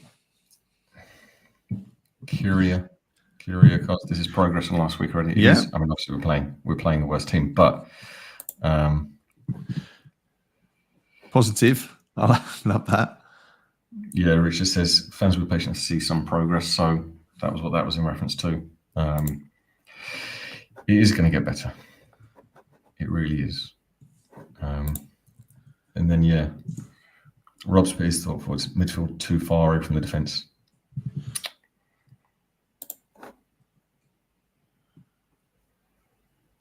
Clayton's put a Thanks for the point here. Lopetegui is concentrating on bringing in attackers lately when it's DMs and central midfielders we need. Matt Riley would have been ideal, but a ball playing DM been a good partner for Rodriguez. Then we've got Alvarez. Soucek can play there. Do we need? I don't know if we need more people there. I don't know actually. It'd be great. Clayton, let us know. I think, or anybody else, let us know what you think our next signing should be. What position should be our next signing? Got any thoughts on that, Nick? I'm not sure we need another signing. Yeah, I'm just gonna go with that. Paul said, "Nice to know what's going on in the game." Sorry, Your Majesty. Couldn't help myself there. So what's been going on in the game? I mean, first 10 we were like very good and actually playing football. After those, the next 10 to 20, we just hoofed it around. 20 to 30, it was scrappy end to end, and now 30, 35 up to 40, we've been pretty good. We've had chances. It's just, the other team are also trying to play football against us and stop us scoring. So we haven't been able to make clear-cut chances. Kudus is looking like the best player. However, I don't want to say it's like a fault of his that he's trying to do too much, because he's putting the effort in. But whenever Kudus gets it, he's going on a run, but there's not that much around him. Some people in the chat say, start Kudus in the middle. I just think he still has to have players closer to him. I don't know if Fulkrug could be that one that Kudus plays someone off, but then he needs someone to at least, 1-2 off, rather than, he's good enough to actually get past 3, but it's not going to happen every single time, is it? So I just think the Kudus in the middle thing, unless he plays as a striker rather than a 10, and he's given the pass to run onto, and then only take one on and then get a shot away or something. So I think Kudus could actually be as number 9, if you like, or a fast version of a number 9. But as a 10, you want the 10 to play the assist, right? You want the 10. Oh, Palace just hit the bar from Eze. Who else? But he got a quick shot away. That wasn't really our defender's fault in watching. It was first time shot crossbar. Is that a mistake from anyone in particular? Kilman? It wasn't really. I mean, if anything, you'd have to watch that back and see the run up to that, and see who let Eze drift away from them and not get tight. But they weren't that far away. I think the nearest place Eze was maybe 2-3 yards. It just came to him and he just swung a shot over first time. So obviously, in my tactic, James Ward-Prowse would have cut that out. So that is what has been happening. I forgot that you love JWP.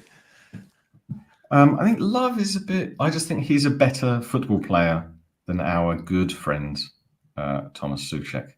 So, I mean, both teams were attacking. Palace had a bit of a spell attacking there, but the Eze shot, he was 20, 21 yards away from goal. Good shot. It would have been an absolutely amazing goal. Thank God it wasn't. But apart from it, if anything, we're slightly playing like the home team, and they're slightly playing like the away team, because they're sitting back a bit more and then trying to pounce. And then as we are 43 minutes in, Bowen slightly fouls the opposition. So let me see. Who wasn't on Eze? No one. Kudus was the closest to him, but I don't think Kudus would have been tasked with marking him then. So I just think for the corner, all of our players were ready for the cross to come in, and Eze drifted out to 2 yards away. And again, as I've said, frustrates me. People forgot that their best player. We're like, oh yeah, their best player. Mark him, of course. No one actually picked that up. Coming back to something we were saying earlier around what's Kudus' best position. Pete says striker. Get Somerville on. I would agree with that. It's too logical, Pete. It's madness. It's common sense, because Somerville looks like he's really good and was really good last season and can cut in and cross and score. Kudus is quicker than Antonio, probably equal strength, but knows a bit more what to do with it. His touch is better and his shot is better than Antonio. So I can't think of many ways why that would be a bad idea. I just like Lovely play from Ellison. Lovely play from Ellison to break out and then give it to Kudus. He gets it back to Paqueta, who swings out past, doesn't quite make it to Bowen. Pretty decent play. Paqueta went for the Hollywood ball from on our left side, just in our half, and he tried to hit Bowen, who was on the right wing. So, a bit unnecessary. And it's half time. It's 0-0. So, clean sheet. Positives. Yeah. Let's look at the positives. We don't want to be a negative ninny. Let's bring the energy on this one. Not sure you can say ninny these days, but it might offend people. Positives. Luck is on our side today. That's the biggest one for me.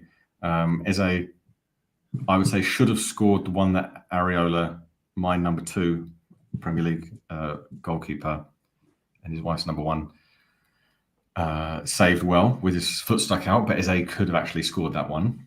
That was Palace's, what I would say, their best chance. The ball, they did have a good cross, which rolled all the way across the box, so it wasn't technically a chance, but should have been. That didn't go in. Eze had his really, really nice shot on around 40 minutes or something like that. That didn't go in. So we've got the rub of the green. That's the first positive. What's your top positive? The clean sheet. I think it's very impressive. We keep a clean sheet, gives us a great chance. So not a great game for the neutral. I think it's one of those sort of scrappy games, not a huge amount of action, not any amazing saves to really shout about. But going in with the clean sheet, bringing on some fresh legs from a talented subs bench, which we haven't always had. I think that's positive. So yeah, I think that's a definite pluses. Who would you substitute? Who would you bring off and on now? Souček, Soufal, Antonio. I mean, yeah, I agree with Jamie. I mean, 3 at once, maybe not, because it is only 0-0, but you'd want at least 2. I think Antonio hasn't done that much wrong, but also hasn't done anything. Has he had any service though? He hasn't, but then in a game like this, I think it's, firstly, it's about coming to show for it as a basic, but also, yeah, if you see how the way is going, if you see how the game is going and you're on the pitch, then just for me personally, just being a bit patient isn't really enough. I mean, yeah, Hammer time, lucky to get to halftime level. There was definite element of luck. We didn't really. I think our closest chance were 2. One was in the first 5 minutes or so when Kilman got a from a Bowen corner. Did he get? Was it Kilman or Souček got up from the other one? There were 2. Kilman got up for one. Souček got up for the other one, and the same thing happened. They glanced across goal. Antonio was the closest player. However, I don't think there's anything he could have done with that. It came out too fast, slightly too far away. So he couldn't do anything with it. Those were okay chances for us. And then Kudus had a right-footed shot, which grazed the side netting. That was our closest chance. So that's the best we've done. And then Palace, yeah, they've had, like I said, the Eze goal. As a shot that should probably have been a goal, but Areola stuck his foot out well. Eze's shot against the crossbar could have obviously dipped in. Nothing the goalkeeper could have done about that because it was an amazing shot. So positives are that it's 0-0, and other positives, we're not playing badly. I wouldn't say we're playing badly at all. We're just being a bit frustrating because Palace are flat-footed, not that up for it. Relatively speaking, they're not doing that badly. But I just, the way the game is playing, if anything, it's not about moaning. It's just about questioning what is going to happen with the players on the pitch. Because if Souček is on the pitch and he doesn't score, then he stops a lot of actual football happening. God, that shot by Eze, I can't believe that didn't go in.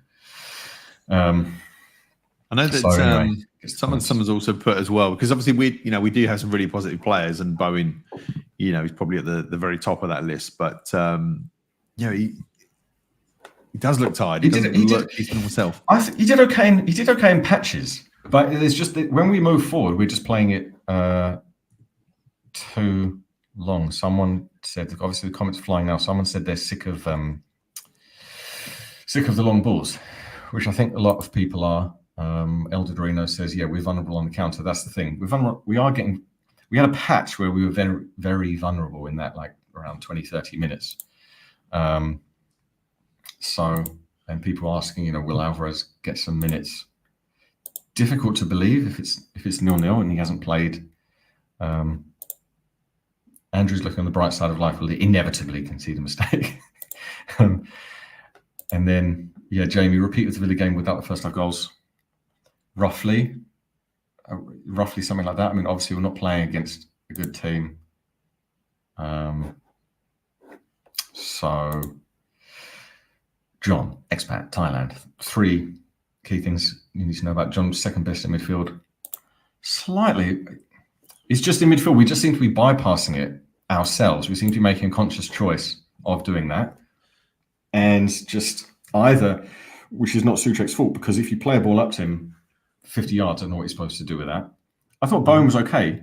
I thought Bowen was more lively than the Villa game. He's intercepted it a couple of times. You just you do get to the point where at 0-0, making 3 changes might seem a bit over the top, but it is crying out.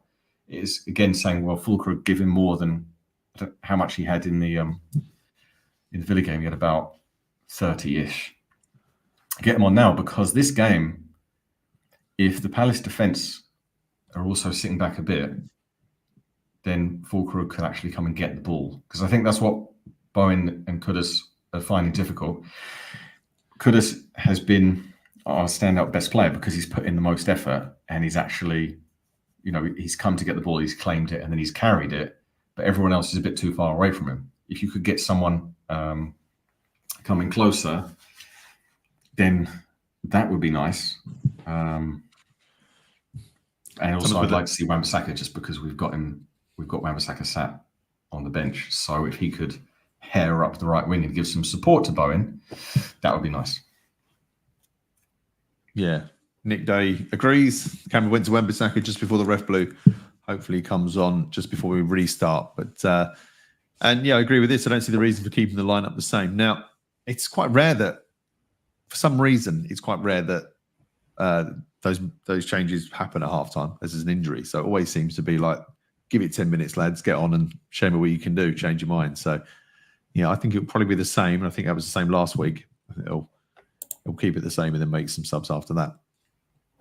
Yeah, Adam says we need oranges. Why not? Get some Sainsbury's Taste the Difference easy peelers in there. Seth asked, what is going on with Paqueta?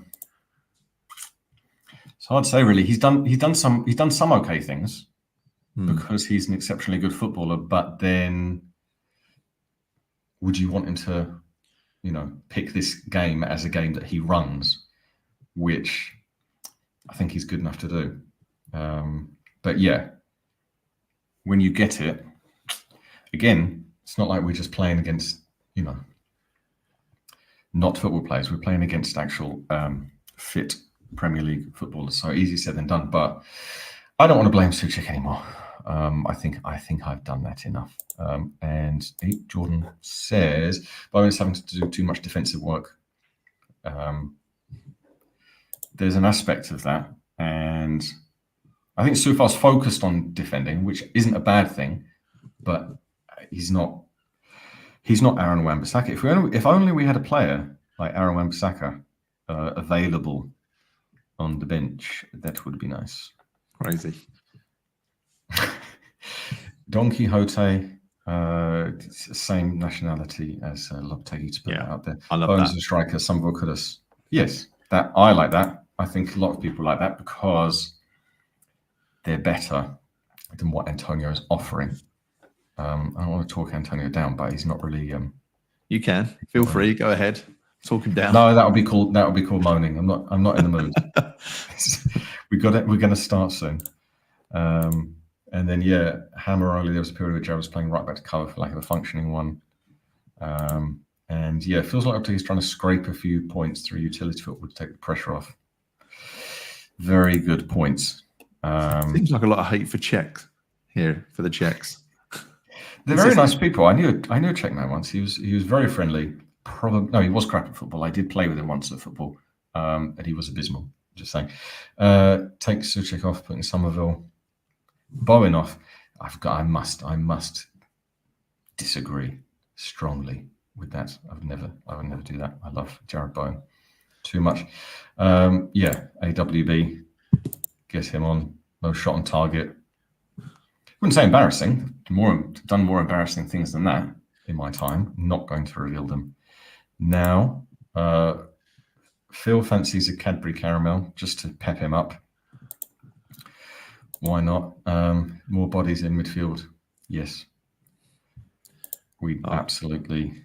Philip, you are the man. I think we either need the bodies in midfield thing to pass and do the passing aspect of football, or just say thank you very much, Antonio. Sometimes you have really good games. Today's not been one of them, so we're going to switch you for this other chap that we've paid money for. Paid money. Well, Charlie, I like this as well. Actually, I would kind of agree with that. But then, Füllkrug, what do you do with him? I mean, he's got to get a chance to shine. Can't have another striker fail at West Ham. We can't have it. Just had too many.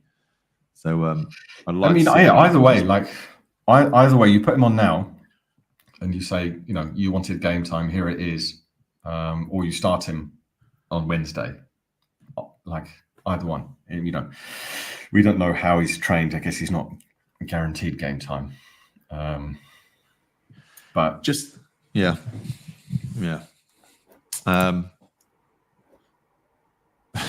people are already questioning his managerial mentality. Like it's 1.5 games. We've got to give him a chance. Come on. Positive. Be positive, people. Yeah, Mancunian says Füllkrug is not mobile enough. Leave him for the last 10. I mean, it's a lot of money to spend for a 10-minute player, isn't it? Yeah, I mean, Charlie's Füllkrug on and then give him full 90 in the cup. I mean, he has to start at some point. Good game to do it, I guess. Yes, DC. I've been basically laughing about DC's comment about me last week for a week. I don't want to repeat it, but he just questioned why I didn't eat pies. Let's not go into that. And we're talking literal pies. We're not talking. But yeah, Mark says problem with linking to midfield. Exactly.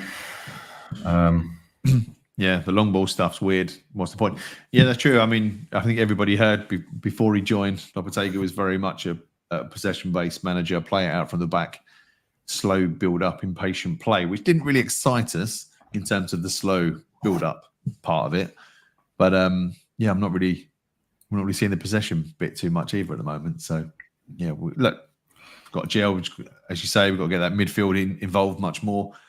I do want a couple of subs on. I don't know why people always leave it to 60 minutes. So it'd be nice to see a couple at half time, but I don't expect it. I think it'll probably be the same. Yeah, at most, 50 to 55. If you think that for whatever reason you're the manager, if you think there's something wrong with taking the players off, hopefully it's not arrogance, which is like the worst thing in the manager, where they just leave on the players on the pitch because they think, no, that's my decision I've made and it'll definitely turn out right. I want to be proved right.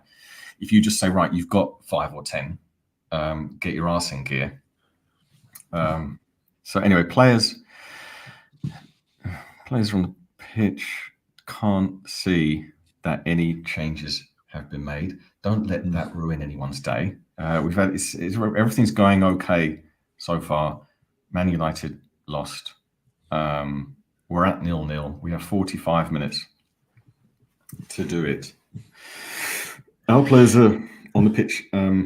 much earlier than Palace's, who are just filing out. So I hear. Yeah, I agree with this, Steve. Can't be questioning the manager yet. It's too early. It is too early. Obviously, Steve, I think I agree with you. I think probably everyone agrees with Steve, but then we can't all sit here and make comments saying be patient. Otherwise, that would become a strange alternate universe if we were all just completely mature all the time. So yeah, I mean, Antonio, dear Mikel Antonio, if you can hear me, these thoughts can go into your brain. I would like you to run as fast as you possibly can. And when a winger has it, I would like you to go to the winger and offer them a 1-2. That's what I would like to see at this point. I mean, if Souček is still on the pitch, which he is, I think get it wide and cross it in has to be our tactic for the next. So we have here Super Sam. So we're basically highlighting optimistic comments. There is a trend happening. I'm aware of that. Super Sam, good half. Kilman he highlights Kilman. He highlights Kudus. But yeah, I think Soufal has not been bad, but has not been screaming, "Give me the ball." Give me the ball as he runs up the wing and demands possession in order to play in Bowen. He has not been doing that. So anyway, second half underway. Come on, everyone. Let's stay unnecessarily optimistic. Although I had to put that one in there. What is Tim thinking? Signs all these players and he watches the old team play. It's the League Cup. We got the League Cup, everyone. It's our year for that, is it? I reckon. It is. I'm just holding on to that. Anyway, what is happening as we start the second half? Nice bit of possession, nice bit of interplay. Souček, nice layoff to Kudus. That was very good. Still 0-0, so nothing came of it. But Palace are sat back. Mavropanos gives the ball away, frustratingly. That is his second glaring time he's done that this game. But we've actually, in the first minute, we're doing okay. There were a couple of scrappy moments and we came off better.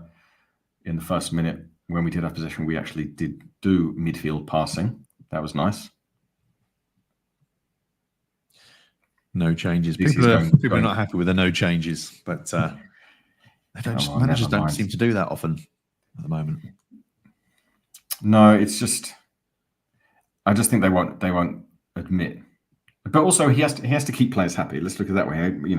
Maybe there's something on his mind where he thinks, a happy camp of players, to use the Raheem Sterling term of being camp. A lovely play by Kudus as always, absolutely skins their right back. And then he just gets a bit unlucky. The ball bobbled, and then he tried to swing it in for a corner. I didn't see exactly what happened, but it just bobbled out instead. But he did very well. Why did he not? Oh, I think he hit it against their player, and then it went back off him. You mentioned Sterling there. There's talk. I keep hearing Sterling to West Ham loan deal. Can you see him getting in anywhere in our team? No, that's Raheem Sterling's camp, stirring up nonsense.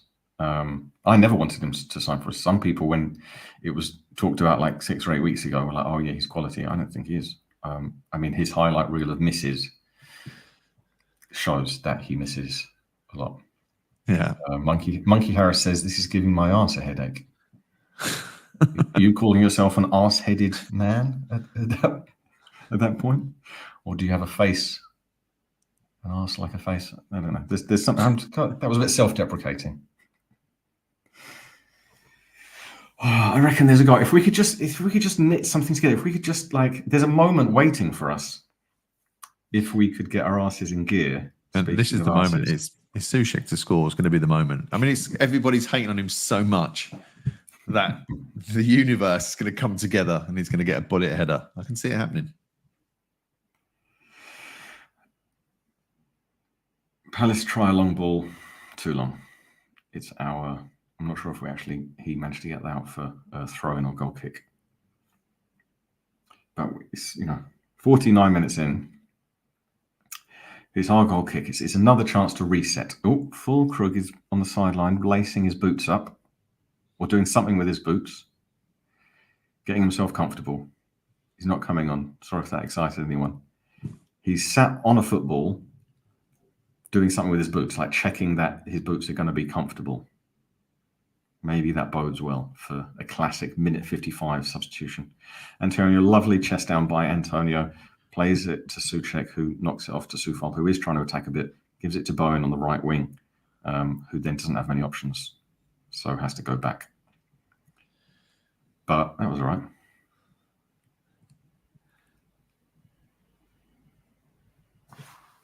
Souček's the new Johnny Spector. Everyone hates Souček. He's going to score today. Go and put a bet on now. 1-0. DC says, how is he doing? He's doing all right. For this type of game where it cannot be just one person's fault, the things you've done are okay. But the whole way of how we're playing isn't really clear to any of us. In the first half, there were too many long balls. We're only like 4 or 5 minutes in now, so there hasn't really been time to see how things are panning out. Paqueta gives the ball away. I think Paqueta's been a little bit indulgent at times. I don't know whether he's a bit like bored or frustrated, which I'm not making an excuse for. I'm just trying to think, why is he doing what he's doing? It's just sometimes just one of those Paqueta games where he'll do good things. He'll win possession and then lay it off, but then he'll just make the choice for the Hollywood pass when one just wasn't really necessary at all at that point. Yeah, I think he does try to overcomplicate things sometimes. When he first started, he was like brilliant in defence, wasn't he? He was one of the best tackling midfielders. Like he was winning loads of balls. But Steve says Palace sounds like Palace is there for taking. That is exactly what I think, Steve. And Pete agrees. Start playing football would be nice. I think they are there for the taking, which is obviously the stupidest thing for any West Ham fan like me to say, because then that means they'll just score against us and win 1-0 in a really annoying game. But they're beatable. And they had a shot from about 22 yards out, but it was a bit of a meek shot from Edouard and rolled into Areola's hands. Have you seen any stats on the possession? Are we winning that one? Someone's asked. I think we definitely are. Personally, I don't care about such things. But it's the same thing. I mean, it's going to be like that for a while. I think until we make a change, I think the game's going to continue the same way. Antonio just did very well there. Big kick up to him from the back, chested it nicely down to Souček, who laid off to Bowen. So we've done that exact same thing. And then Bowen did cross it in. But the whole thing was just very difficult. He was running at pace. He was well wide. So his cross wasn't the best in the world, but we're doing all right. Attack. Souček did spank it over, but we seem to be going up the right wing. We've done that exact same thing. Big ball up to Antonio. He did very well to take it down and then lay it off to Souček, who was close to him. Souček did lay it off to Bowen. But then at that point, it was like, right, Bowen, get up the wing and cross it in. Which isn't always going to work, is it? But oh no, it was a corner. Souček twatted it against their player. And it went out for a corner. So that was all right. That was all right. Scrappy from the corner. Went in. It just bowled around, and then Soufal had a left-footed shot. Everyone's screaming at him for having a left-footed shot. That was absolutely terrible. Corner was all right. I mean, some of our players got close to it, but it just didn't work out. Oh, and then, for fuck's sake, why do defenders do that? I mean, Soufal, I don't dislike him. I don't hate him, but get him off the football pitch. Put Wan-Bissaka on. Seems glaringly obvious. And we're not winning the stats. We're just going down now. So I think that's where you were saying, look, obviously with Palace coming into it a lot more. So not a lot more. But yeah, Vito says get Füllkrug on now. I don't think it will be long. I mean, Antonio's had his best 5 minutes of the game for us just now. He's done all the things that he should do. And then Palace have a bit of attack, but our players do well, get control of it. Bowen does very well. He had it on the right. He was up against it, but he did manage to find a man. Ref didn't blow up for that. That was good because he could have blown up for Rodriguez pushing their player. Just coming up thinking about the match bingo here, because I think a lot of the lines is to have a goal scored in a certain minute. So, how is everybody doing on their match bingo? Anyone got a line? If you're doing okay, if you're close, let us know. I forgot to check it. What with the balancing of either frustration, misery, and also the scoreline. I'm doing quite well on one card. Very, very PC there, Pete. Well done. I think they're just called beautiful ladies, Pete. Just it's about beauty, and not a yellow card for their player who just bundles over Mavropanos. Oh no, it is a yellow card for their player who bundles over Mavropanos, who brought it out nicely in defence. Another 9 minutes in, we've actually improved. Last 5 minutes, we've been all right. We've been absolutely all right. When we get it, we are not doing only thumps up, but the long balls we had stuck to Antonio, and then he laid it off to Souček. It was close to him. Other than that, we're basically going up the right wing a lot. I don't think that's like a big purpose thing of not going up the left wing where Kudus is, but that's just what happened in the game. And we've been all right. Corner was okay. And now, 55, 56 minutes in, we're building from the back again. Bowen's been anonymous in the attack. Take him off. I do love Bowen. I think he's always class, but he hasn't looked at it in the last couple of games. That's what England does. Yeah, last 5 minutes, it was all at the right wing, and everything he did, I think, was good.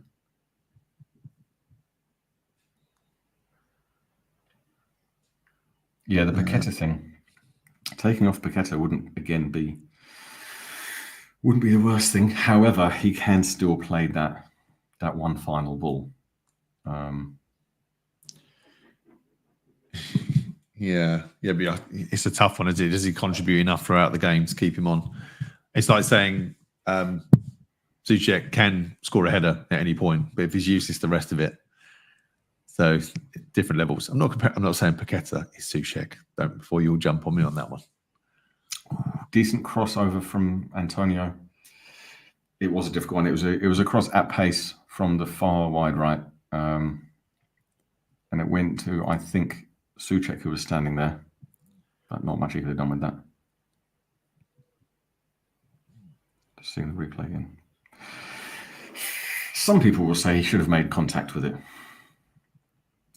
I'm guessing. And then Stevie says, please take Souček off. I don't know. Yeah. It feels like bullying people, to be honest. But yeah, would you bring James Ward-Prowse on then, Nick?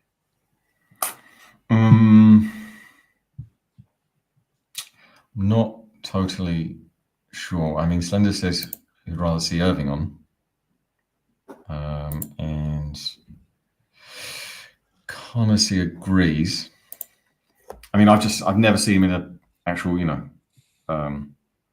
Premier League game of football, so it's hard to know. And like I say, I think the Fulkrug one on was obvious, but then Antonio actually has been better this half, unless he knows that he's only got 15, so he knows how to, he doesn't need to ration his energy levels anymore. Mm-hmm. I'd say we've been better this half. As Bowen loses possession, but I don't blame him for that. So how would you rate out of 10? How would you rate us in the first half, and how would you rate us now? I mean, in the first half, we were a strong 5.5. We weren't bad. We weren't bad. I just think it's almost confusing the players why the new signings are not starting. So something must be in their mind. Soufal must think, hang on a minute, why am I starting? Unless Wan-Bissaka's been told that, you're starting in the cup game, I'm going to prioritise the cups this year, and then we've got City, so we'll need you like super fresh and fit for that. I don't know, unless... because it's inevitable, right? It's the same for Mavropanos. You get a new player in, and then Todibo sits on the bench as well.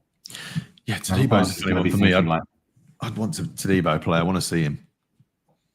They're all warming up. They're not dashing to the line, but Alvarez is warming up on the side with Füllkrug, with Todibo, with Wan-Bissaka. They're all there. I think I can see. There's just the main camera now, so I think someone's walking back to the bench. I just can't see if it's Alvarez or Füllkrug or any, because we're really far away. Don't know if he's coming on or just getting a drink. With what you're watching it on, Nick, in terms of time, what minute are you on?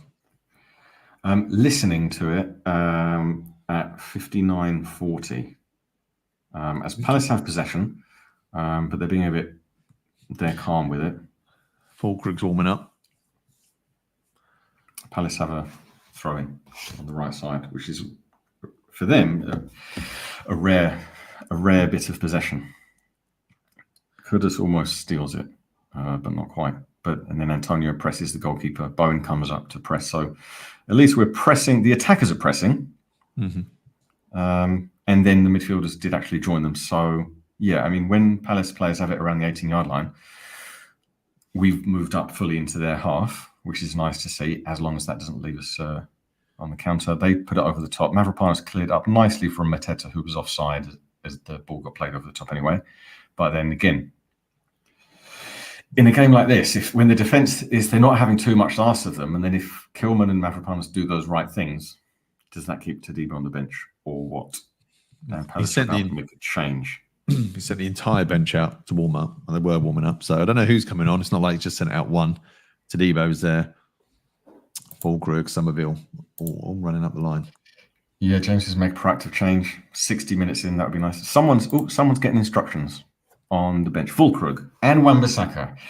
It's like, I feel like this is the best news I've delivered to hundreds of people at the same time.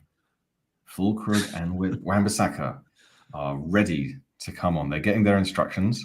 The board hasn't come out with numbers yet, I think. It's gone off. Referee blows up.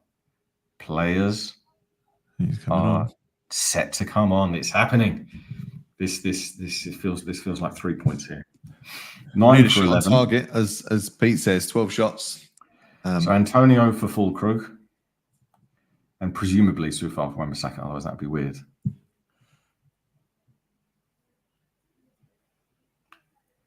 Definitely Wan-Bissaka and Füllkrug coming on. Yeah, making their way to the pitch now. Here we go. Yep, Soufal off. So Wan-Bissaka gets a warm round of applause, as you'd expect from the Palace fans. And now Füllkrug has 35 plus minutes or whatever it will be. Palace make a change as well. Lerma goes off, if you care. And some dude comes on. Kamada comes on. Lerma. Llama. I'll pack him my bags. I'm sorry. I apologize. Yeah. I think Pete probably Pete's puns would have liked that one. That was the best I could do at that point. Wan-Bissaka starts off his West Ham career by taking a throw-in, and it hits his teammate Souček, who passes it back to him. And Souček's still on there.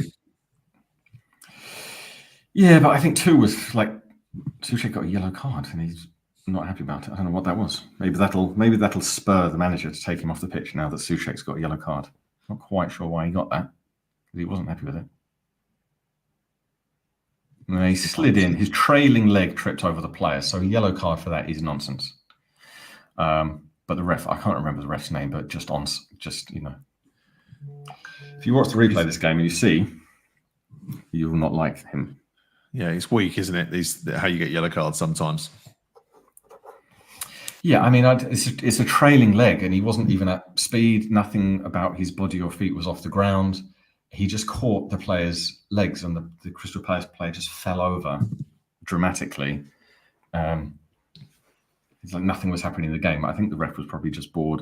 Maybe the ref just the wavelengths of anti-Součekness of broadcast from this YouTube page over to the referee, and he just thought that's Souček and gave him a yellow card to help us out, if anything. That was close to, I won't say another yellow, but Souček just hacked the side of their player, and the referee is giving him a stern talking to. Time to get him off. Is fair refereeing. But yeah, I mean, if that wasn't a sign. Yeah, it's an unjust yellow. I'd agree with that. I think that was soft.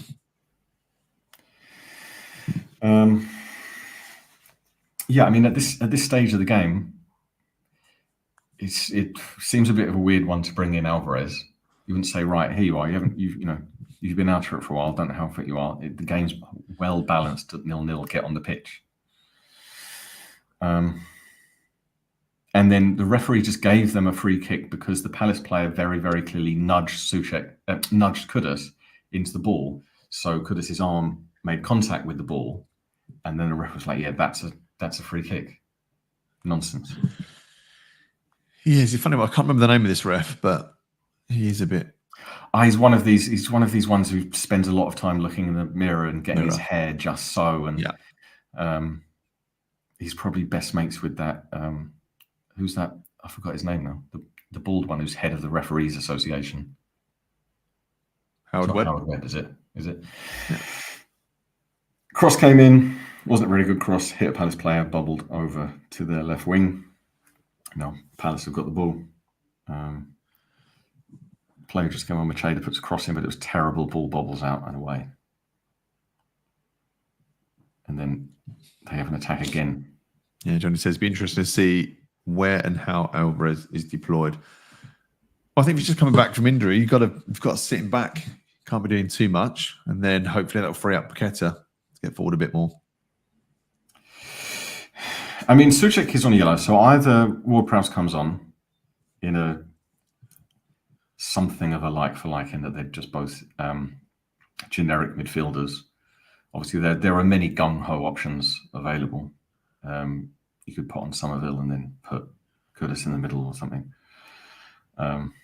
Safe option at 0-0 away would obviously be Ward-Prowse. Wan-Bissaka gets the ball, does very, very well. People will love to see that. Brings it up, carries it up the right wing, keeps going, and looks like something positive. Bowen comes in, shot from Paqueta, bobbles in, full Krug. Souček, goal! Souček spins around like a helicopter.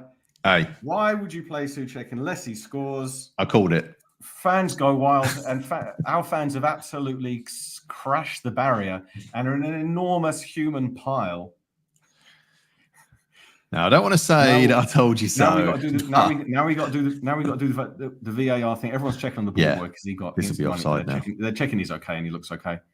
Now we just wait and see because I've no idea what VAR would have done with that. I don't know if Paqueta or Souček was too ahead. No one looks concerned with it, but these days I always want to make sure it doesn't. I can't see any VAR happening, but because people are concerned with what happened at the side of the pitch, the fans didn't do anything wrong. It's just that barrier is just crap. So they're advertising. Yeah, they're like big electronic advertising hoarding collapsed.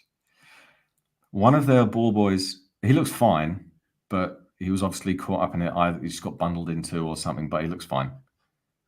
And now, of course, where are the Souček haters now? I've been saying all game that I sniff out a goal for Souček. I said he scored 2 headers for the game, and I was being completely facetious. Wan-Bissaka made the goal. You can definitely say the whole thing was Wan-Bissaka.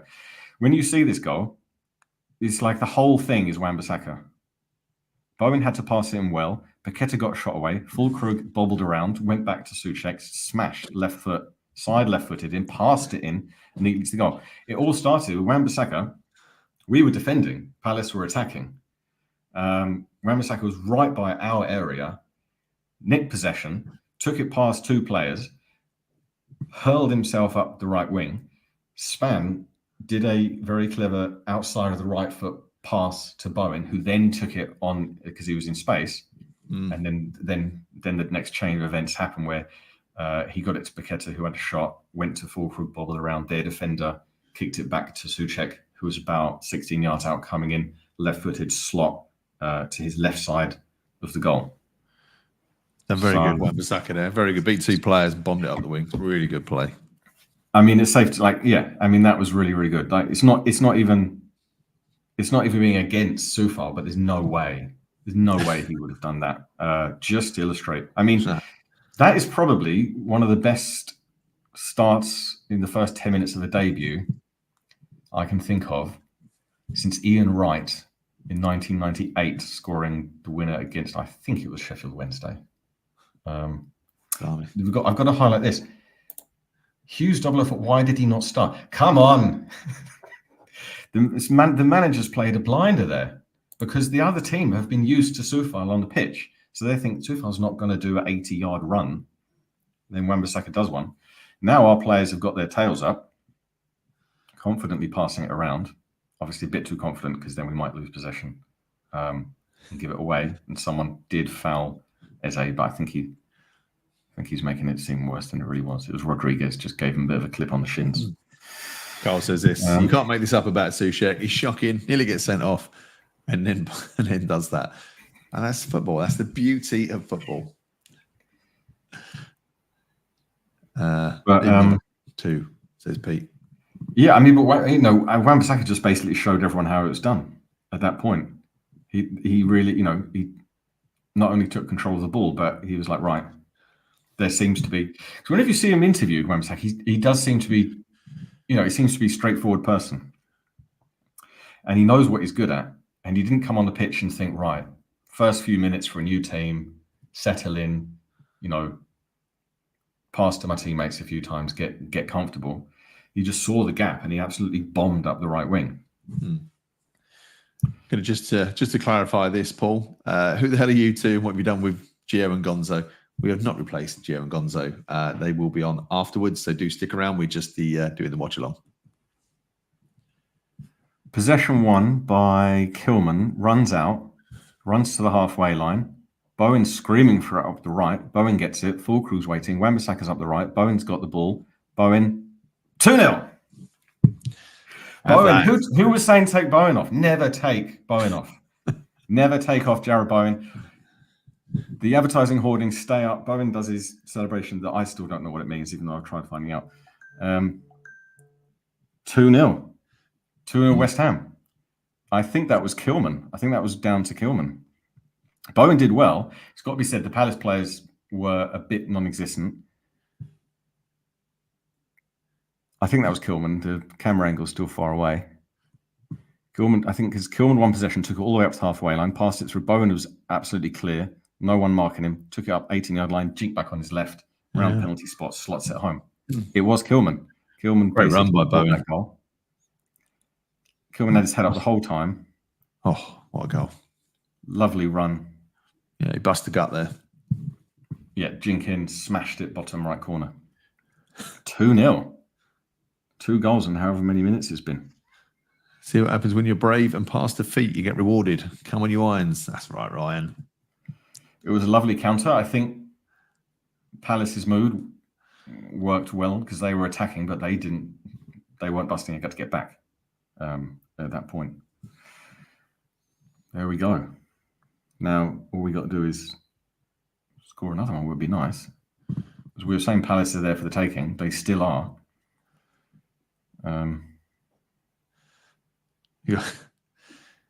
Pete says, supporting West Ham is so bad for the heart. It is, but we've got a 2-goal cushion now. So, Majid, can you relax? Can you relax at 2-0 up? Thanks for the channel contribution there to Gio's Biscuit Funds. Helps keep the channel going. Thanks from Hughes 004 in Dreamland. How quickly things turn. Oh, if you're going to be 004, you'd be 007, surely. There must be a reason for that. Let us What know. is 004? Unless it's like his PIN or something. Don't tell us. It's like the last 3 digits of your bank code. So, game itself is still a bit open. I think the players are probably as surprised as we are. How that's quickly turned in 10 minutes. Now Palace have got the ball. We're just dropping back a bit. This is fair enough. We're not harrying them for possession. Great chance for Mateta. Doesn't go in. Fucking hell. Ball across the top. Mateta maybe should have done better. I wasn't at the top. It went down the right. Someone was offside anyway from that pass. I don't know if it's been given offside, but it was offside to the right. Pass to the right winger. These sort of comments have dropped off. Mateta didn't get his feet together. Still can't see or hear, rather, that wasn't given offside. If it went in, it would have been given offside anyway. I guess they're not going to pull it back because nothing came for it. But that's Sarr up the right wing. I mean, that's a warning for Emerson. DC, confidence is back now. See the more positive comments in the chat. Going to win the league. I mean, I said, I won't say what my prediction was because it was ridiculous. But, Yeah. I mean, we're 76 minutes in. Last few minutes, Palace have had possession. That will happen a bit. They're the home team. I guess you just don't want us to sit back at this point. That's one thing that we don't want to do. Palace had another good chance, but they just stuffed it. Yeah. It was that Sarr came up against Areola. Areola did well to get himself in the way. Someone basically, it was basically, I think it was Rodriguez effectively watched Eze, who was deep a bit, just play the ball over. He's their best player. He's always going to make something happen. Souček is the working man's Pele. What a player. Oh yeah, that advertising hoarding nearly crushed that ball boy, but thankfully he was all right. Fans didn't do anything wrong. Paqueta laying in with the fans, celebrating. Okay, now we're pressing them a bit. Palace have got the ball by their 18-yard line, but we're pressing, which is nice. That ball boy now is going to get VIP tickets, get a box or something, just to make up for it. It's ambitious. I like your thinking. Usually they just get like a signed shirt from whatever player, and then, oh, thank you. Is that or a Suriname? Oh, is he onside there? So good save. Yeah, I mean the game's going to be a bit more back and forth, and like our players are a bit more content to let Palace have the ball. So you just don't want that to be, a trend. They just crossed it in again. So we do need to get hold of things a bit. We can't just think, okay, 2-0 up, sit back. It's always going to happen a bit, but they just crossed it in and it just cannoned against one of that's number 7, Sarr again.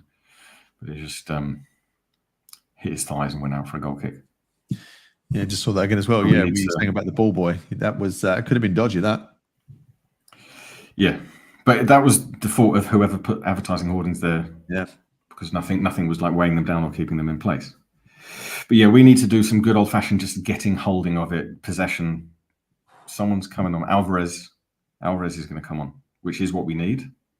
I don't even mind if he comes on for an attacking player at this point. And we do bulk up midfield a bit. I don't know who it is yet. Can't see.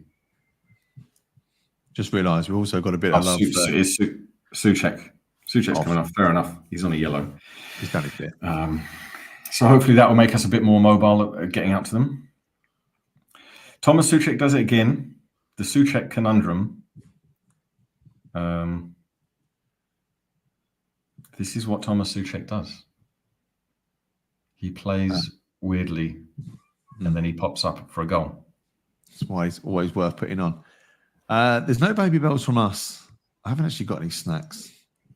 You've got some weird tea, which we've already talked about. Anything else? Weirdly delicious, and making one highly erect at the right times in life. No, I mean, I had some in the kitchen. I've got some prawn cocktail Pringles, but they're just too audibly crunchy. So, which is okay because it would make me feel a bit like Tyler Durden. If you are a fan of the film Fight Club, when he's called up by his alter ego who calls himself, and he's just crunching away. But I didn't want to do that.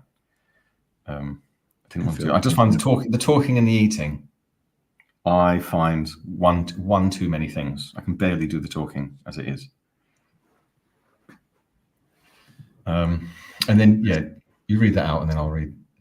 Yeah, as Susha goes off, won't stand for any more slander. Well, I mean, speaking of slander, DC. No, basically, I can hear DC's mocking voice towards me of me saying no baby bells for health reasons. So yes. Why not? I've told you I'm getting back into old men's vets football. So I need to be healthy. I basically validate myself as a human being based on my performance playing football. I like to take it slightly too seriously. I used to take it way too seriously. So if I can pull that back and take playing football slightly too seriously, then if I play well and even score, I just feel really good. I'm in a good mood for the whole week. So that is what I've analysed about my own mental health, and I encourage everyone else to do the same. What is the thing that puts you in the mood for the week? Do that. Barry asks, is there a clock on here? There isn't. I know you've already talked about this. We don't have a clock. It's technical issues, but the time it's 80 minutes, isn't it? Roundabout. You're a little bit ahead of me. The time itself is 81. Palace are attacking a bit. They've had their chances, which we have been a bit lucky with today. The old rub of the green, the ball falling for us in the right way. They have had their chances. In the last 10 minutes, Mateta had a good one. He should have done better. Sarr had a good one. He should have done better, but they didn't. Just their Sarr fouls Emerson quite badly. Should have got a yellow. Did he? So we've about 10 minutes to go. Do you think Alvarez will get a yellow card? Probably. As long as it's if he gets 190 plus, then it's still 2-0, then I don't mind. Palace are looking to make a change because, obviously being 2-0 down, it seems that's focused them a bit more. After our second, we sat back way too much for 4 or 5 minutes, but then we started to play a bit better. And I still think we're doing okay, but I don't know why we don't seem to be as focused on possession as we were when it was 0-0. It'd be nice if we get that back a bit, because in the first half we were playing it around the back. Even then we did start to lump it forward a bit. If we can just get back to that point of playing it around the back a bit and making them come at us, that would be nice. Yeah, no, this is where you need that. Yeah, as you say, the possession-based football. It's just keep hold of it. Emerson's taken a kick, but he was time wasting, wasn't he? Yes, Ross has called me out on that. Sorry, that is the first and second rule.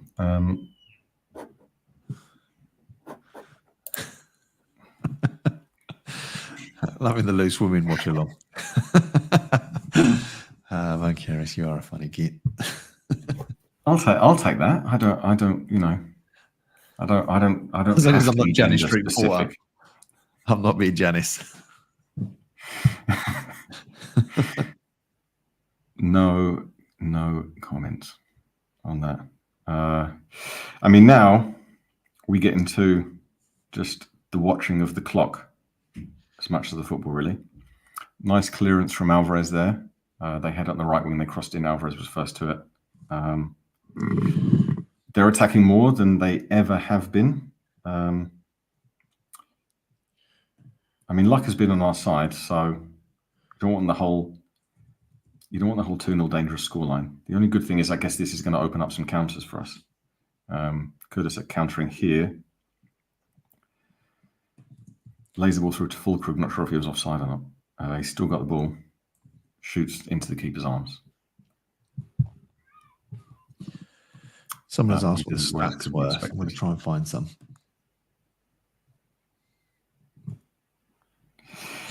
Yeah, let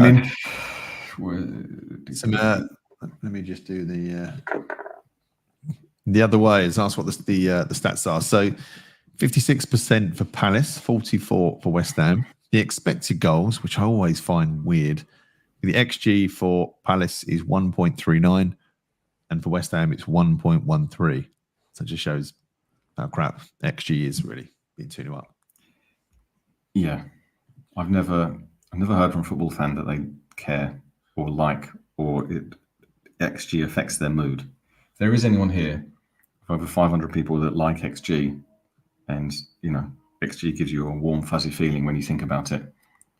You wake up in the morning thinking of XG. Let me know. Okay, 85 minutes. So I'd be happy for, the worst football ever to be played, as long as we get 3 points out of this game at this point. Fulkrug had a shot as well on the left wing. He did have a shot. I mean, it was a bit tricky. It was a tricky angle. Yeah. Mavropanos. Oh god, Mavropanos just gave them possession back when he could have let it go out for throw-in. Wasn't that bad, but it was just a bit weird of a thing to do. Yeah. Antonio is finished. Sadly, I think that's not far off, Michael. He's an Impact sub striker now. Yeah, I mean, he's had a career, right? I think playing for a top Premier League team, and the ref just gave a foul away for Bowen for effectively making a little bit of body contact with their player. Their player had it on their left wing, got it out of his feet, but too far. He wasn't in possession of the ball. He just got out of his feet like a couple of yards away. Bowen essentially nicked possession, and in doing so made body contact. And the ref was like, that is frankly unacceptable that you've made some form of body contact with the opposing player. So they must have a free kick. It's just modern day refereeing, really. DC likes XG. It makes Mr. Wiggly feel nice.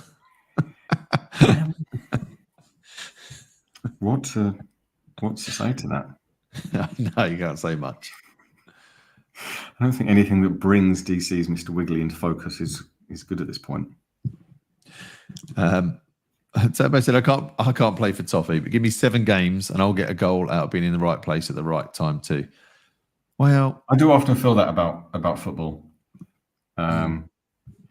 Just when you see the bad things done and you just think, or I guess players like the Mubama to City thing. Like if he gets game time, he'll probably score because you're playing for City. So if you're playing for City at home against worst opposition, why not? Why not get goals? It's not going to be difficult, is it? And then Cyberpunk XG extra Gonzo. Does the world need extra Gonzo? Are we at 100% Gonzo in our lives?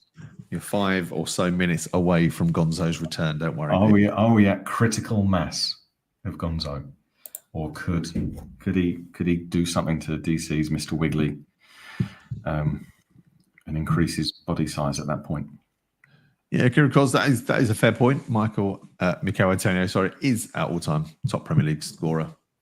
But when you've got a right back as your all-time top Premier League scorer, it's probably shows we haven't had many good strikers in our time, unfortunately. Yeah, I think we are a bit more content to sit back now. It's fair enough. 88 minutes, but they are still having a bit of chances. Eze had a run through. Fell over. He didn't look for the penalty, so that was all right. And then they're playing it around the box. Their left back gets a cross into too deep, and it goes out, almost for a throw-in, unless it curled off and then went back out. 3 minutes left. Is it like the West Ham of old? 3 minutes, you still feel nervous, but this is. I just think again. I don't know how many minutes are going to be given. So I'm not going to say the thing I was going to say because I don't want to jinx anything. I'll wait a few minutes to say it. CRYWHU and Todibo are being lined up. So presumably that's Rodriguez. And no, Kudus and Emerson are coming off. So obviously that is CRYWHU left back. And then Todibo must be making a back 3. So Todibo, CRYWHU on. Quick question for the comments. Does anybody know if Ben Johnson is playing against Ipswich. I don't know if you noticed, did you catch this, Nick, that when he came on, I think it was the 60th minute in the last game when it was 0-0 against Liverpool. And then they conceded 2 in 7 minutes, I think it was. You know, it's just a bit inside. It made me feel all warm and fuzzy. I don't know why, but you know, these people did. You know. I mean, Johnson was fine. I just think the homegrown thing. I think people always said he was, hoped he was better than he was. And he had like one game in midfield against that Sheffield United away and did okay. So people were like, "Look, he can do okay." I never thought he was even borderline good enough for any top 10 Premier League team. I'm not even sure his Premier League quality. I think he's a good Championship player. Everyone's saying so Palace are attacking a bit, but they're not doing much with that. I think as we get to 90 minutes, I think I'm safe to say, I think it's something about playing the right team at the right time. I think we've been fine today. The first half was frustrating, but then at that point we're still only one game into the new manager product. The first half was frustrating because we knew the game, as the smart, intelligent, and highly knowledgeable football fans that we all are. We knew the game was there for the taking. Crystal Palace still attacking, but they're just making hard work of it. They're putting crosses in, but they're not very good crosses. They're just shoving the ball into the box. So we're now at 90+1. Crystal Palace have a free kick. How much added on time? Can't see yet because I'm just about to find out. I'm just watching the timeline. I'm watching the timer on a separate thing. So I've got the very most up-to-date timer, which I'm hoping means that this free kick that Eze is looking hungrily at. Turbo says Tadibo gets his first start, assuming that's against the Bournemouth game. Because I'm really looking forward to the Bournemouth game. Oh, 5 minutes. It's just come up. 5 minutes at a time. So yeah, I just think we're playing. You know, we got a bit lucky here and there today. We got a bit lucky with the chances they had. Didn't work out for them, but they could have done easily. There's a comedy moment there. They had a free kick. I guess Paqueta must have thought the whistle was blown because he haired out of the wall and just took the ball away from the spot. Fortunately, I don't think the ref did anything stupid like give him a yellow card. Oh no, but he thinks the ball was touched. Paqueta thought that Wharton put a bit of a touch on the ball, which he might have actually done, like just the hair of a touch, and then Paqueta ran out to get it. Anyway, that was just a bit comedy moment. Who's your man of the match? My man of the match is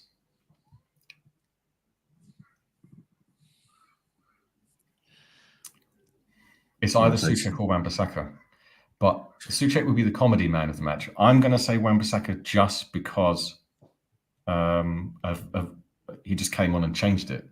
He just came on the pitch and did things that you want your new signing Aaron Wan-Bissaka to do.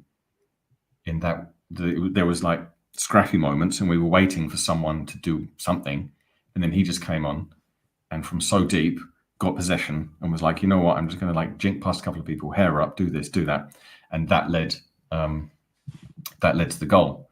And that kind of just shows everyone that, you know, what they hadn't been doing, taking things by scruff of neck in a figurative way and literally just doing something really neat and tidy and smart.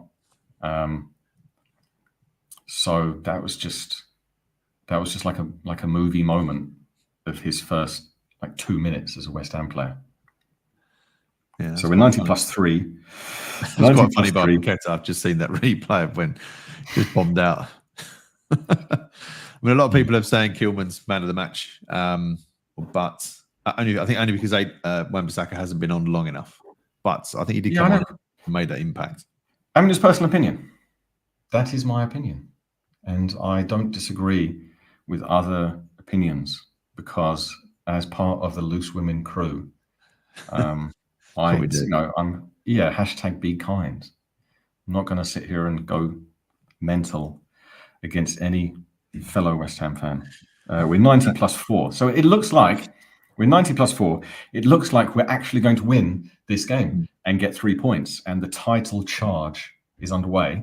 So I remind everyone, Gio will be back live as soon as we're wrapped up. As soon as the final whistle blows, we shall bugger off to refill our teas and eat some cucumber sandwiches. Yeah. Just one last question before we go as well from Dylan. What West Ham signing do you think will be the most effective throughout the season? Get your thoughts in the comments there. What's your thoughts on that, Nick? Effective.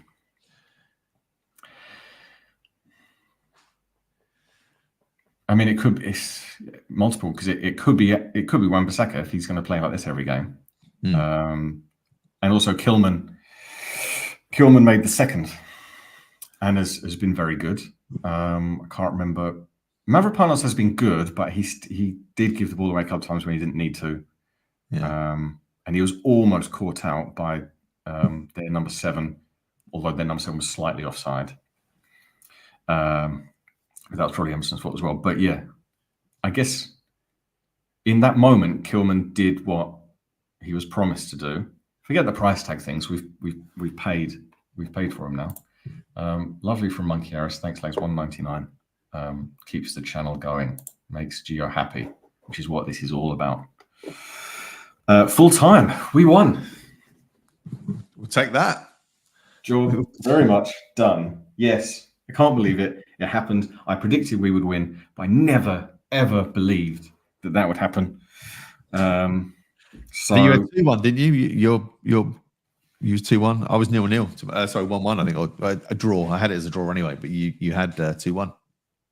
I think, yeah, I was basically hedging my bets all over the place. I think I said at a different time 3-1. So standout moments. What won us that game? Firstly, like, you've got to be fair and say we were a bit lucky at the right times. Like that, like 2 big Eze chances, 1 shot against Areola's foot, 1 against the crossbar. We got, you're that far away from that being a goal. So we got a bit lucky. And then the defenders made those goals possible. Souček did a Souček game in that he was a bit annoying and then popped up, right place, right time, decent slotted finish. Made by Wan-Bissaka, and then Bowen did a Bowen thing of herring towards the goal, cutting back and slamming it home, made by Kilman, just stealing possession at the right time, taking it all the way up past halfway line. Perfect pass, weighted, angle. He knew Bowen was there, and that's that central defensive place. So all in all, brightens people's moods.